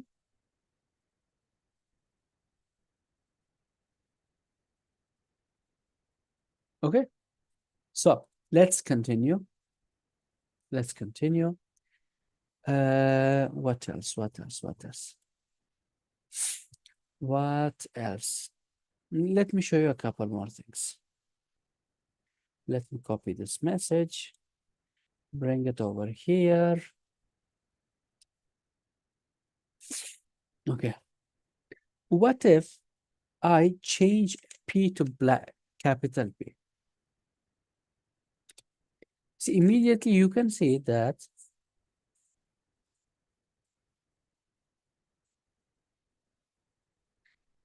it may give me an error. Python is a case sensitive language. Python is a case sensitive language, meaning Python is very sensitive to cases. Is it written in smaller or in capital? We have a function called print, yes, but it's written with small p. What if I write it with capital P? If I run it, I'll get an error. Why? Because Python doesn't recognize it. Python only recognizes the small p.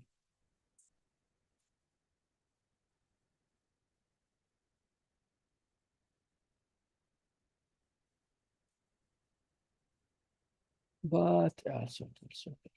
So we say that Python is a case-sensitive language.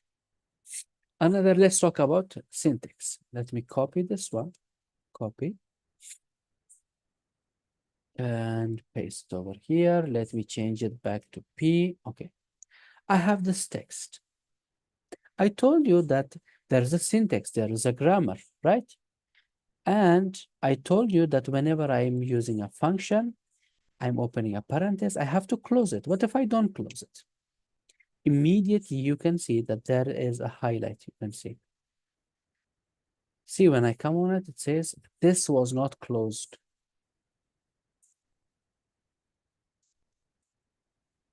When I run it, syntax error, grammar error. I'm making mistake, I'm making error in the grammar. Okay, so let me write if a parenthesis is opened, it has to be closed. Okay, and one more thing. See, I told you that whenever I'm calling a function, see, I have this function, right? Print. This print is for showing a message.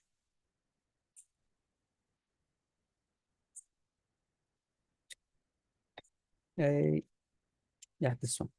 See, if you want to perform an operation with using a function,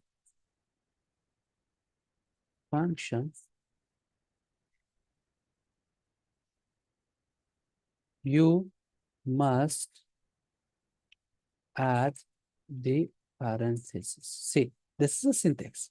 If I run it, see, it's going to perform an operation. It's going to perform print operation. What is it printing? Nothing. I didn't give any data for it to print. That's why it didn't print anything. Okay. But if I provide a text, a number, it's going to perform it. It's going to print it, show it. Now, see, I said that if you want to perform it, what if I don't add the parentheses? Then what happens? See, you're just calling the print, yes. You're asking Python, what is it? You're asking Python for the definition of it. See, it says it's a function called print, and it's going to take some arguments. These are some parameters that it has. That's it. Okay. That's why if you want to perform an operation using a function, you have to add the parentheses. Okay. If you're opening a parenthesis, you must close it. Python is a case-sensitive language, we said. Okay. You can print a number like 1, 2, 3, 4, 5. For numbers, you don't have to provide any quotation marks.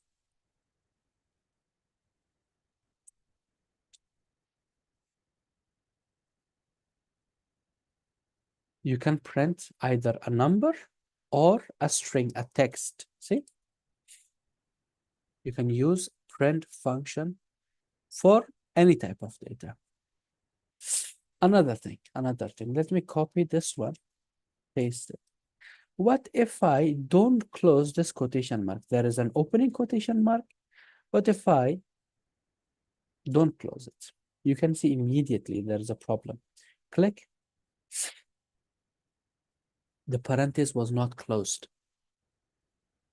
The parenthesis was not closed. Run. Error. There's an error, a syntax error, the grammar error. See? It is, you can see that it is because of this part. What is this? Opening bracket, opening quotation mark, the beginning of the string. So if we have the beginning, there is no problem over here. Where is the closing? I don't have, right? So error.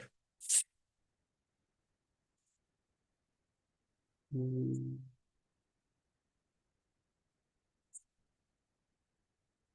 Okay, let's continue. See, what if I write something like this? Today is the first session. If I run it, see, it is showing the output, right? It's showing the output. Yes. So do we need the print function to write a message to show or give to show something as an output? Do we have to use print function all the time? Yes, we have to. Why? Because print, see, first session and print. I'm writing two two lines of codes for Python. See, when I perform this operation, Python will print both of them. Python is going to print both of them. What if I do something like this? Copy, paste, enter. Copy, paste. See, if I run it, it only printed the last one. Why? Because whenever you're executing a cell, whenever you're executing or running a cell, it only remembers, shows the last thing. Okay? The last part. It only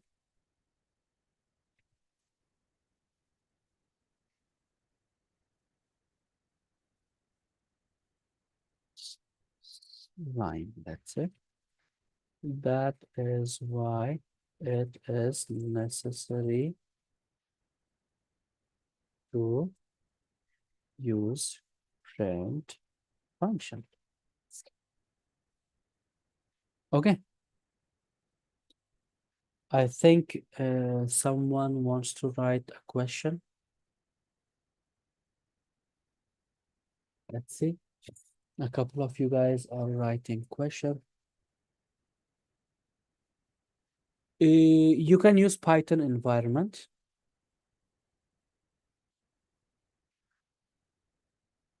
You mean this? Okay, okay, okay. These quotation marks, right? What is the difference between these quotation marks? There is no difference whatsoever. I forgot to add these inside double quotation marks. The single quotation mark was the topic of today, tomorrow, or maybe we can also talk about this today. See, you can write strings, you can include strings in two ways. Okay, either you can write it inside one quotation mark or double. You can see double, single. Okay, no difference whatsoever. There's no difference between them. In both cases, Python will consider it as a string, a text. Okay, no difference. Yeah, you're welcome. Okay, see, here I want to create a new markdown cell at this point. Markdown cell, and I will say 1, 2.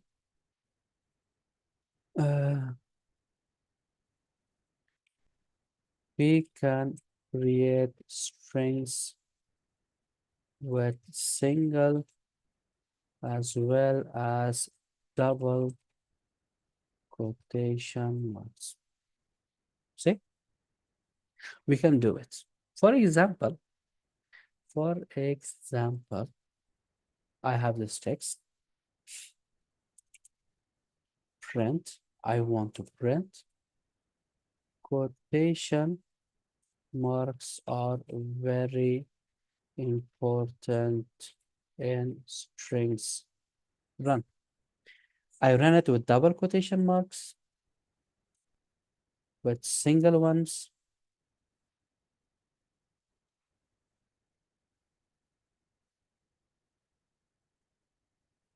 In both cases, there is no problem whatsoever.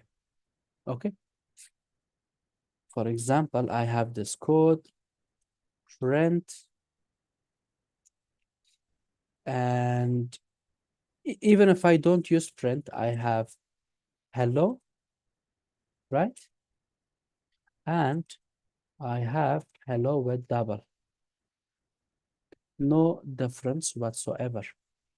Okay, there's no difference between them. Okay, what if I then say, we talked about this part before, but what if I don't close? See, I tried it with double quotation marks, right? Where is it? When I use, see, I use double quotation marks, I didn't close it. What if you what if I do the same thing over here with single quotation marks? The result will not change. See? Still, if you're opening a quotation mark, you have to close. It doesn't matter if it's a single quotation mark or a double quotation mark. In any case, you have to close it. You have to close it, whether it's single or let's say double. In both cases, the result will remain same. What about this one? What if I say copy, paste, but here, what if I close it with this one? Okay, I have another code, paste, and this one double. Can anyone say what will be the result of first code? This one. Is it going to run? Is it going to give error? What will be the result of this one? This print, which has double quotation mark opening and single quotation marks ending. Okay, someone says error. Syntax error, Mr. Umair says. Okay, it's not working. It's not going to work, right? Let's try it. It can work, someone says. Let's see. Let's see it for ourselves. When I run it, you can see there is a syntax error. Why? Because if you're opening a string with double quotation marks, you have to close it with double quotation marks. The moment Python, see, how Python works is it starts reading from left to right, just like English language, right? It says we have a function, print, there's an opening, and then we have double quotation marks. The moment Python sees a double quotation marks, it keeps looking. This is the opening. It keeps looking for the closing one. Until it doesn't find a closing one, it will consider the rest of it as a string. You can see that even this one is considered, the closing parenthesis is a string. How do I know it? See, usually you can see both of these have same color. Here, where is it? They don't have same color, right? From here, even I can understand there is a problem. Okay, there is a problem. If you're opening a string with double quotation marks, you have to end it with double. Even here you can see, I'm opening it to a single, you have to close it with single. See, I'm going to add one cell over here. I will copy this part, copy, paste. At the end of it, I want to add another double quotation mark. See, Now, I don't have problem in the string. I have problem with the parenthesis. The moment I add double quotation marks, you can see the problem is solved. And let me add another parenthesis. See, it doesn't have any problem whatsoever. Let's see. Opening parenthesis, we have a double quotation mark starting from this point all the way until it sees another double quotation marks. It considers everything as a text. Run, see, even these two are a text. Why? Because they are between two double parentheses. This one, run, error. Why? We have opening, single quotation mark. We don't have the closing one. Copy, paste. When I add the single quotation mark, you can see the problem with string is solved. If I close it, you can see string has a problem right now. Under the string, I have some errors. The moment I provide one single quotation marks, now strings don't have a problem. There is no error in strings. The error, you can see that the error, this underlying error is in parentheses. It says it was not closed. So close it, problem solved.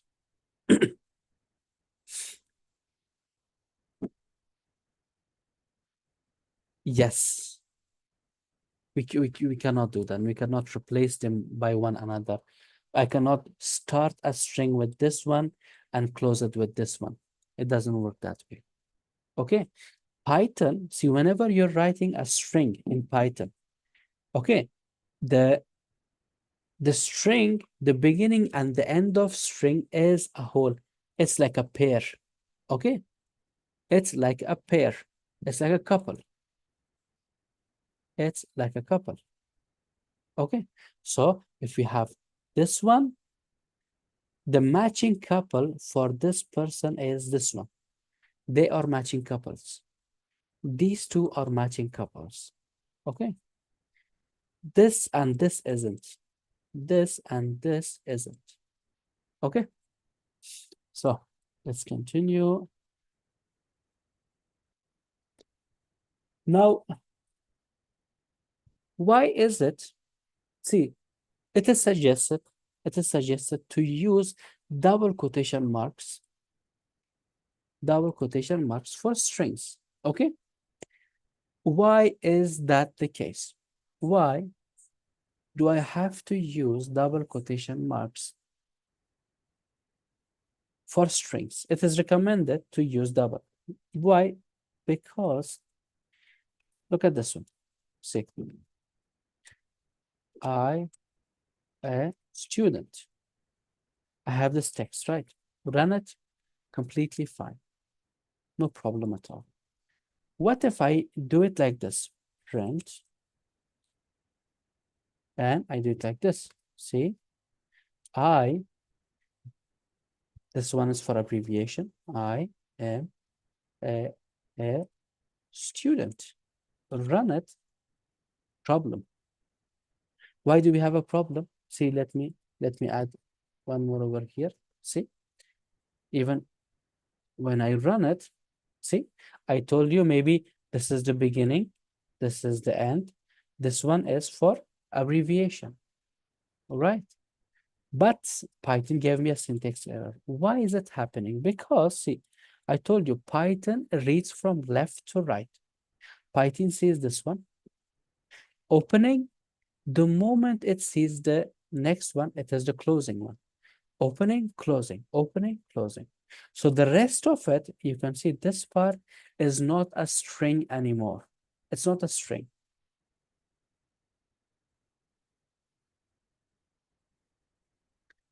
Can I show you how to create HTML file? Yes, yes, I will show you maybe after 1-2 minutes. Just give me a minute, okay? Right now we are focused on this one. See?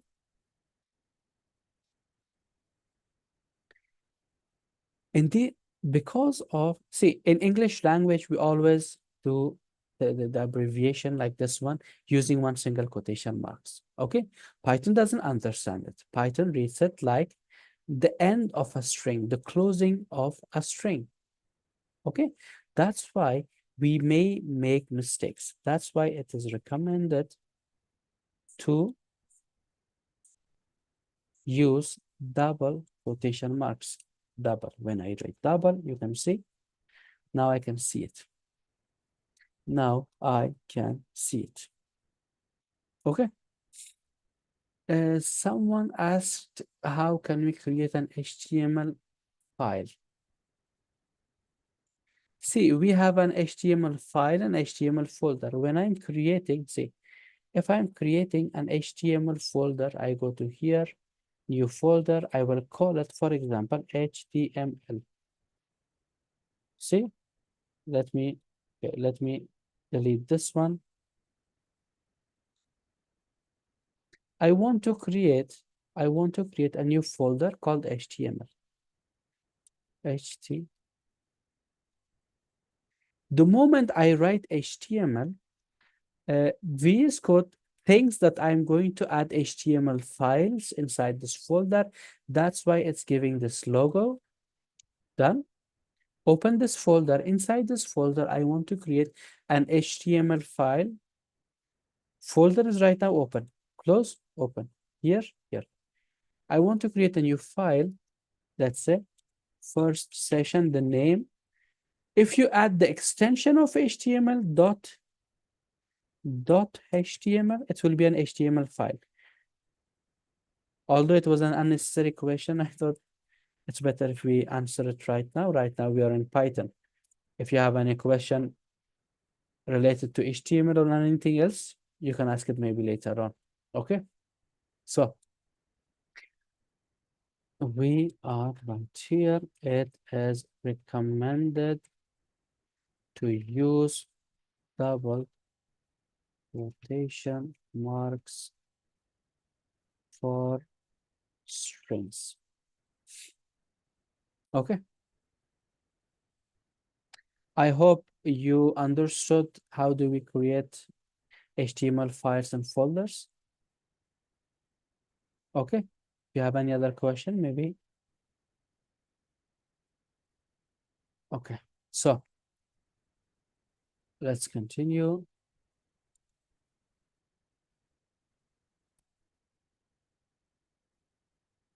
Let's continue.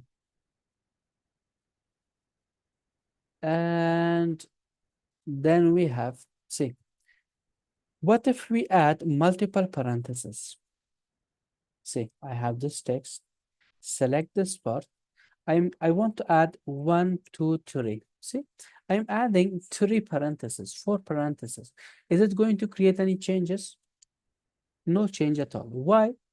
Because Python says we have an opening, closing, opening, closing, opening, we have closing, opening, closing. Okay. In this case, there is no problem. If there are like multiple openings and multiple closings, there are no problem in the parentheses. Copy, paste. What if I remove one of this? Run. Incomplete. Why? Because we have 4 openings, we have 3 closings. Problem. Paste it over here. What if I remove one of the openings? Run. Unmatched. Syntax error. Grammar error. Right? Grammar error. Okay. What if I want to write? What if I want to write multiple sentences like this one? Like this one. I have this print function where I want to write multiple lines. For example, this is an example. It will not run. When I run this code, even you can see that there is a problem over here. The first problem, it was not closed. The parenthesis was not closed. Another problem, string literal literal is unterminated. Run it. I didn't close it. It was not terminated. It was not closed.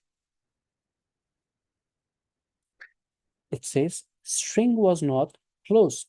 So whenever you're using the print function to print something, to print a string, okay?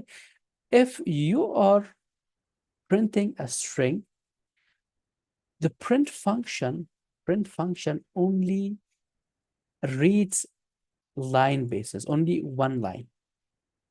If you're using single quotation marks, single, okay, or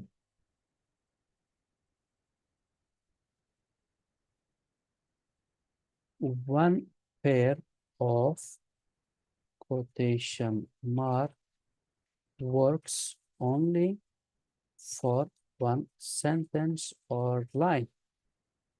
So it means if I want to have two lines, I have to write it like this. Like this. See? And this one. See? Like this. If I want to print multiple lines of strings or texts, I have to use a separate print function for each one of them. For each one of them. But is there any other alternative? Do we have any other alternative? Yes, we do. There is three pairs of quotation marks. See, if you want to write multiple sentences using only one print function, 1, 2, 3. 3 for opening, 1, 2, 3. 3 for closing. See, we have three pairs of quotation marks. We have three pairs of quotation marks.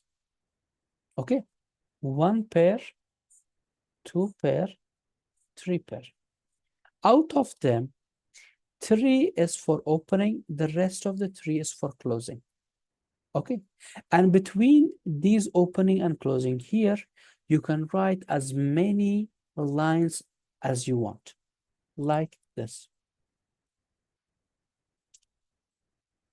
Hi, everyone. Welcome to our first core Python session.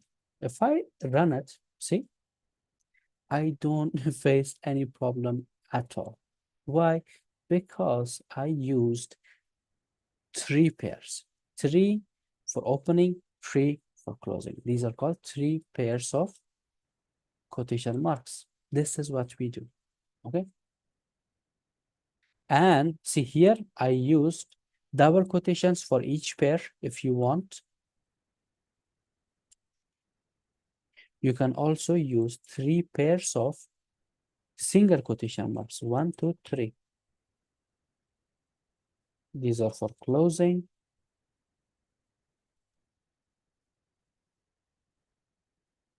No problem at all. No problem at all. Whether you're using single quotation mark, double quotation mark, doesn't matter. Okay.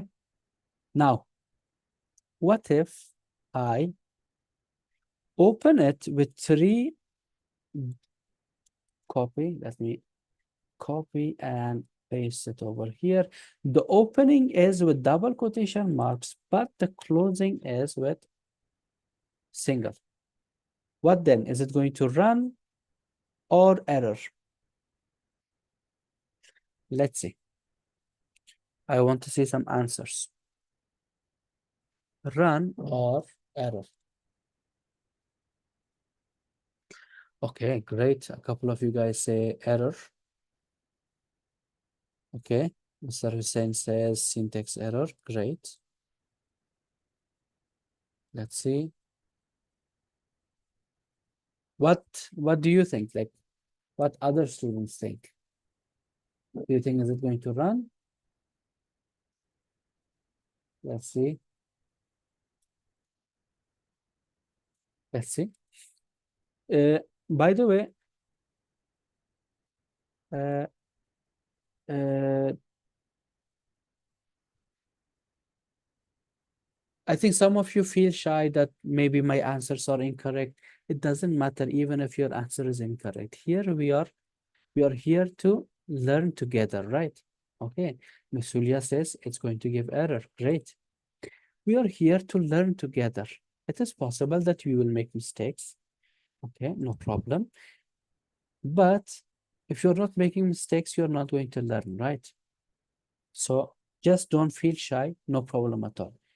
Opening tree, closing tree, run, incorrect. Why? Because when Python sees that there is tree opening, yes, but it's waiting for tree closing, but it has to be same pairs. They have to be same couples. Okay, same pairs. Okay, this is what we want. The same thing goes for this one. If the opening is 1, 2, 3, but closing is this one. Run error. Why? Because the moment Python sees these three single quotation marks, it just keeps looking. It keeps looking for the pairs, for same pairs. Okay, same pairs. Okay.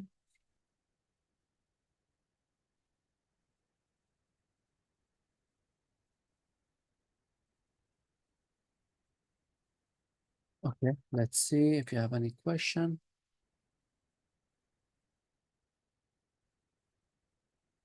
Okay. What about this text? See,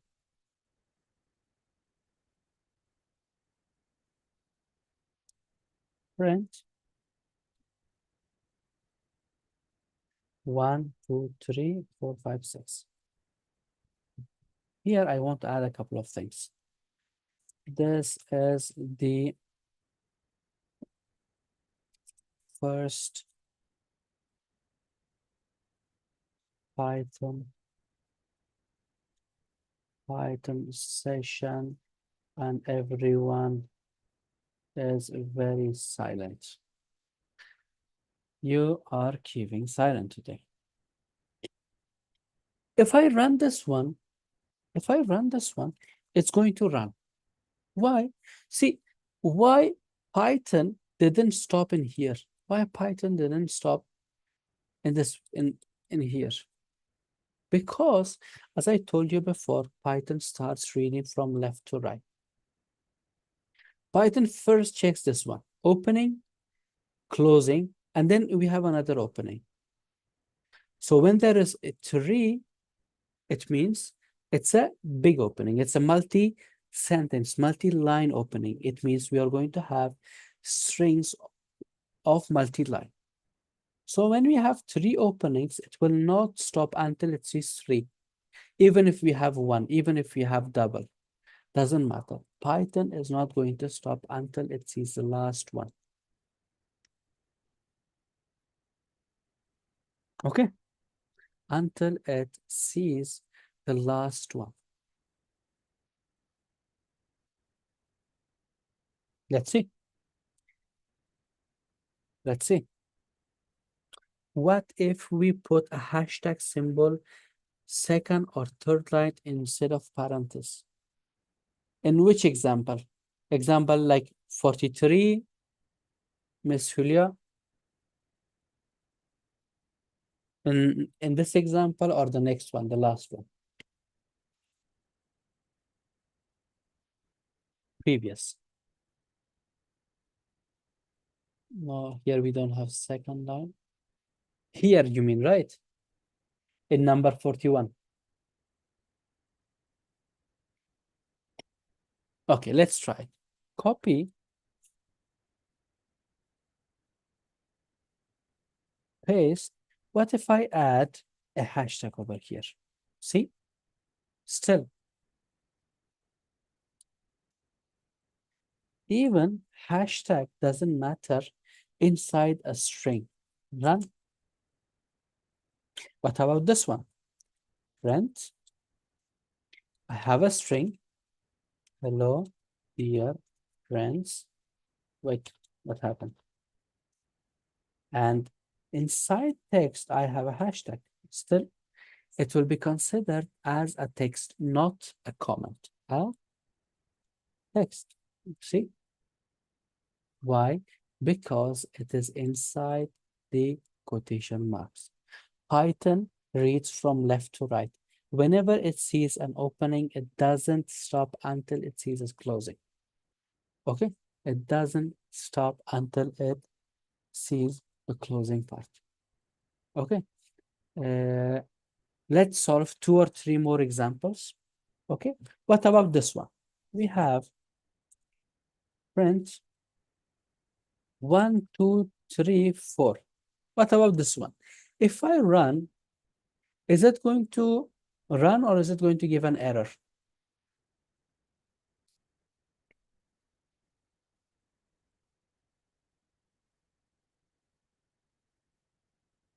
Run without error, someone says. Let's see. It will bring the fourth one as text. Whoa, good. Let's see.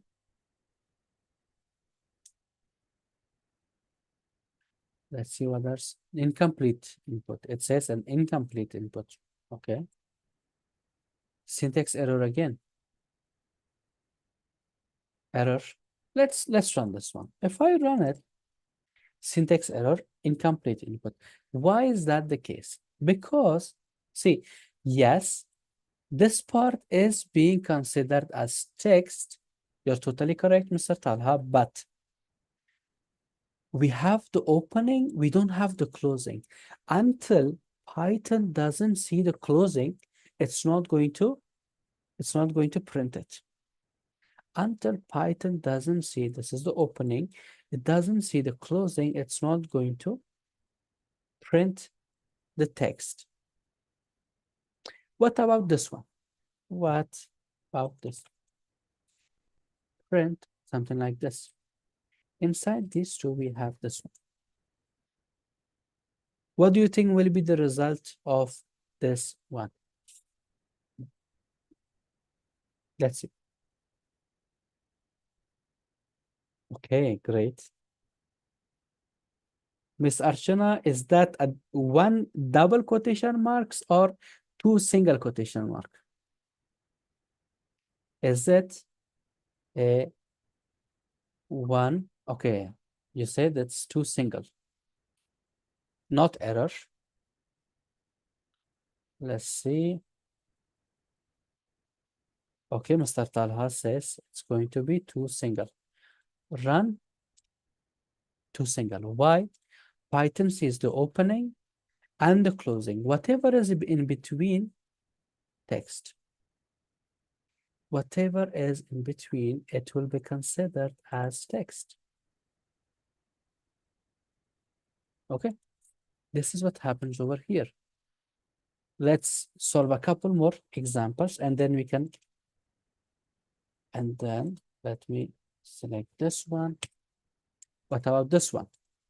What will be the result or the output of this code?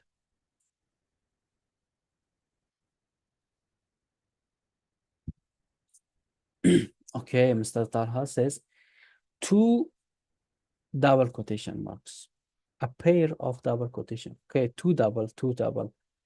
Great. double, or is it double double? Let's see. It's double double, right? We have two double quotation marks, right? We have one, two, right? Why? Python sees the opening, the closing, whatever is in the middle, text. That's it. Okay. Uh, one last example, and then we can end the session. See, I want to print this text. I want to 1, 2, 3. What will be the result of this one?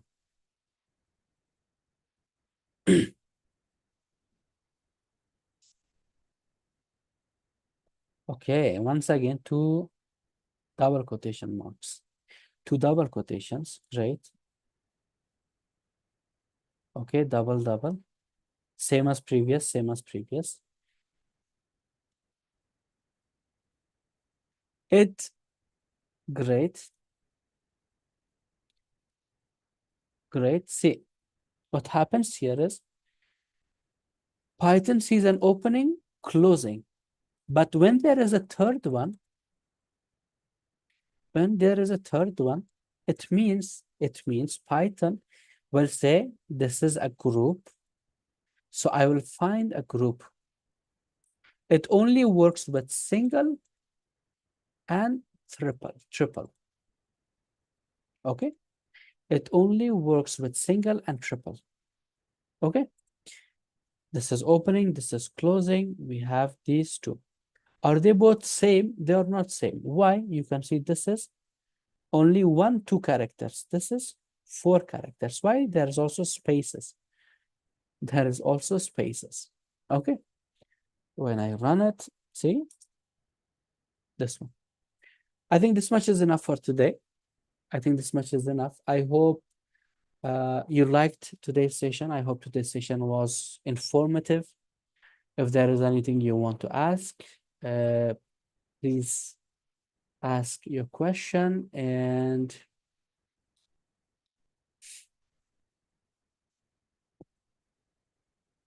indentation, Mr. Omer, you have the knowledge of indentation. Good. So if you don't have any question, we can end today's session. I think it was a good session. If there is, thank you very much. If there is anything you want to ask, if there is anything you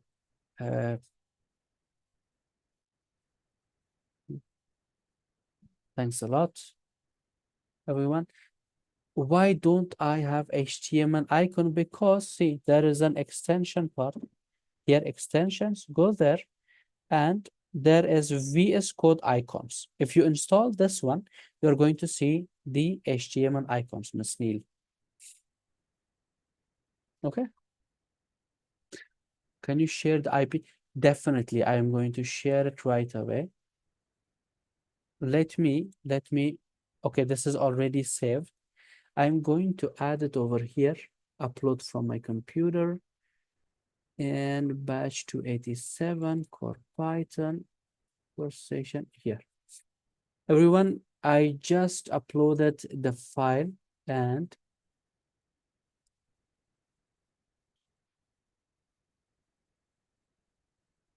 okay.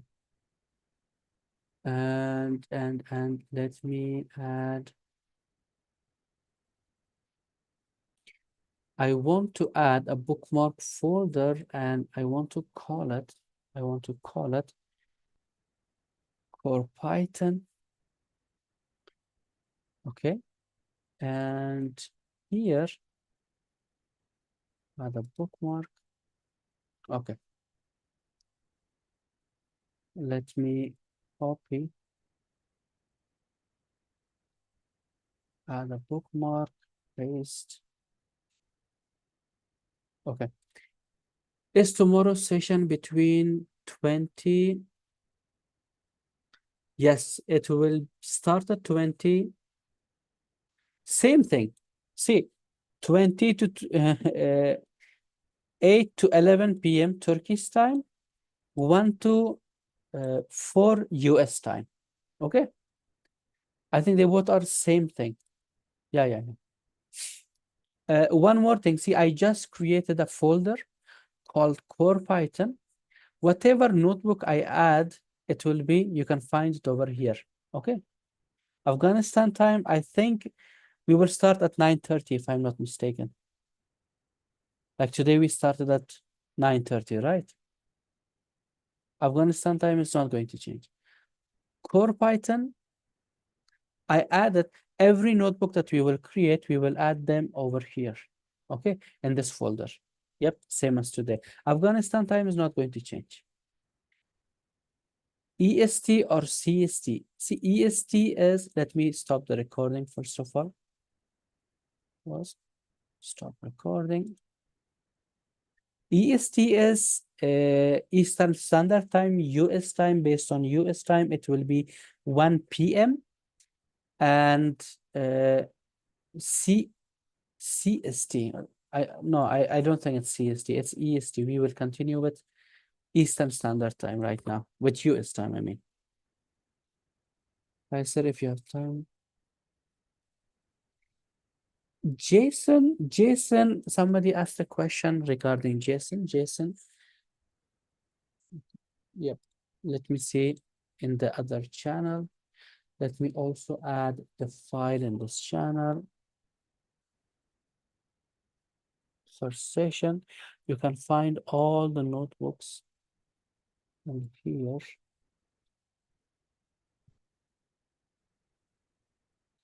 Let me add these previous notebooks. And remove Core Python notebooks. Here, let me go to messages. Let me add these files so that you can use them. Yep.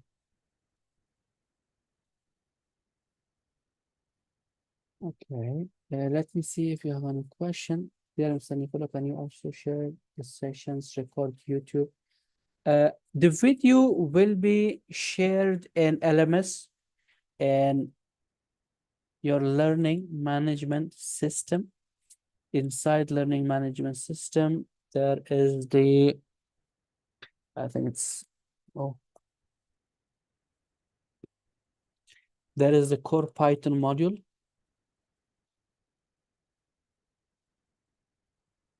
Inside core Python module, there is a playlist. It will be uploaded there.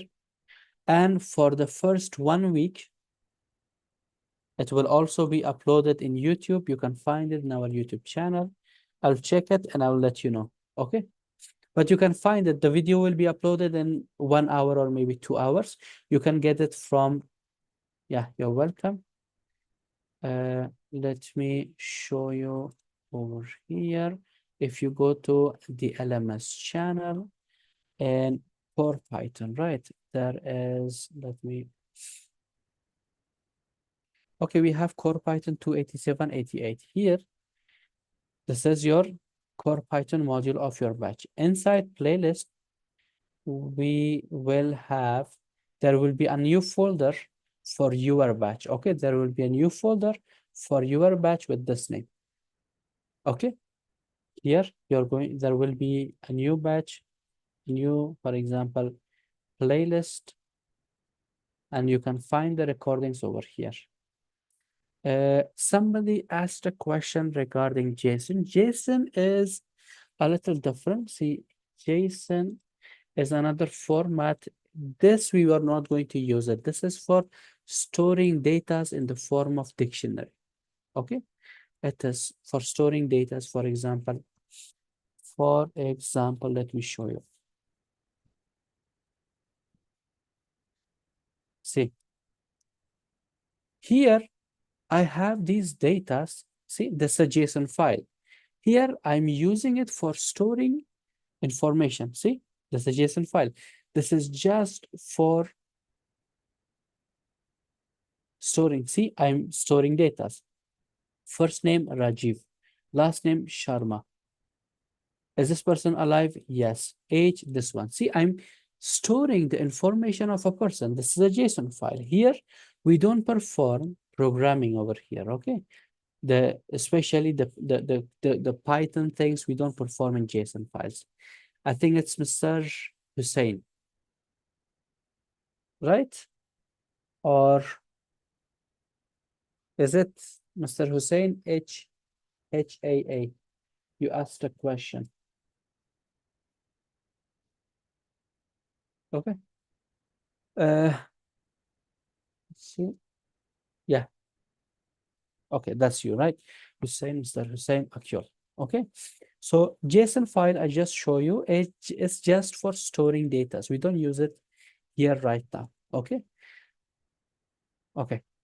Uh, I hope you enjoyed today's session. Thank you very much for joining. If there is any question you can reach out to me. My name is Mr. Instructor Nicola in Slack channel, and I'll see you guys tomorrow evening. Take care and bye-bye.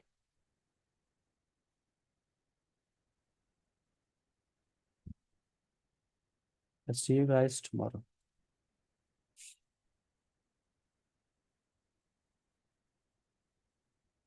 Bye, everyone. Bye-bye. Miss Archana, Mr. Umair. Good night, everyone.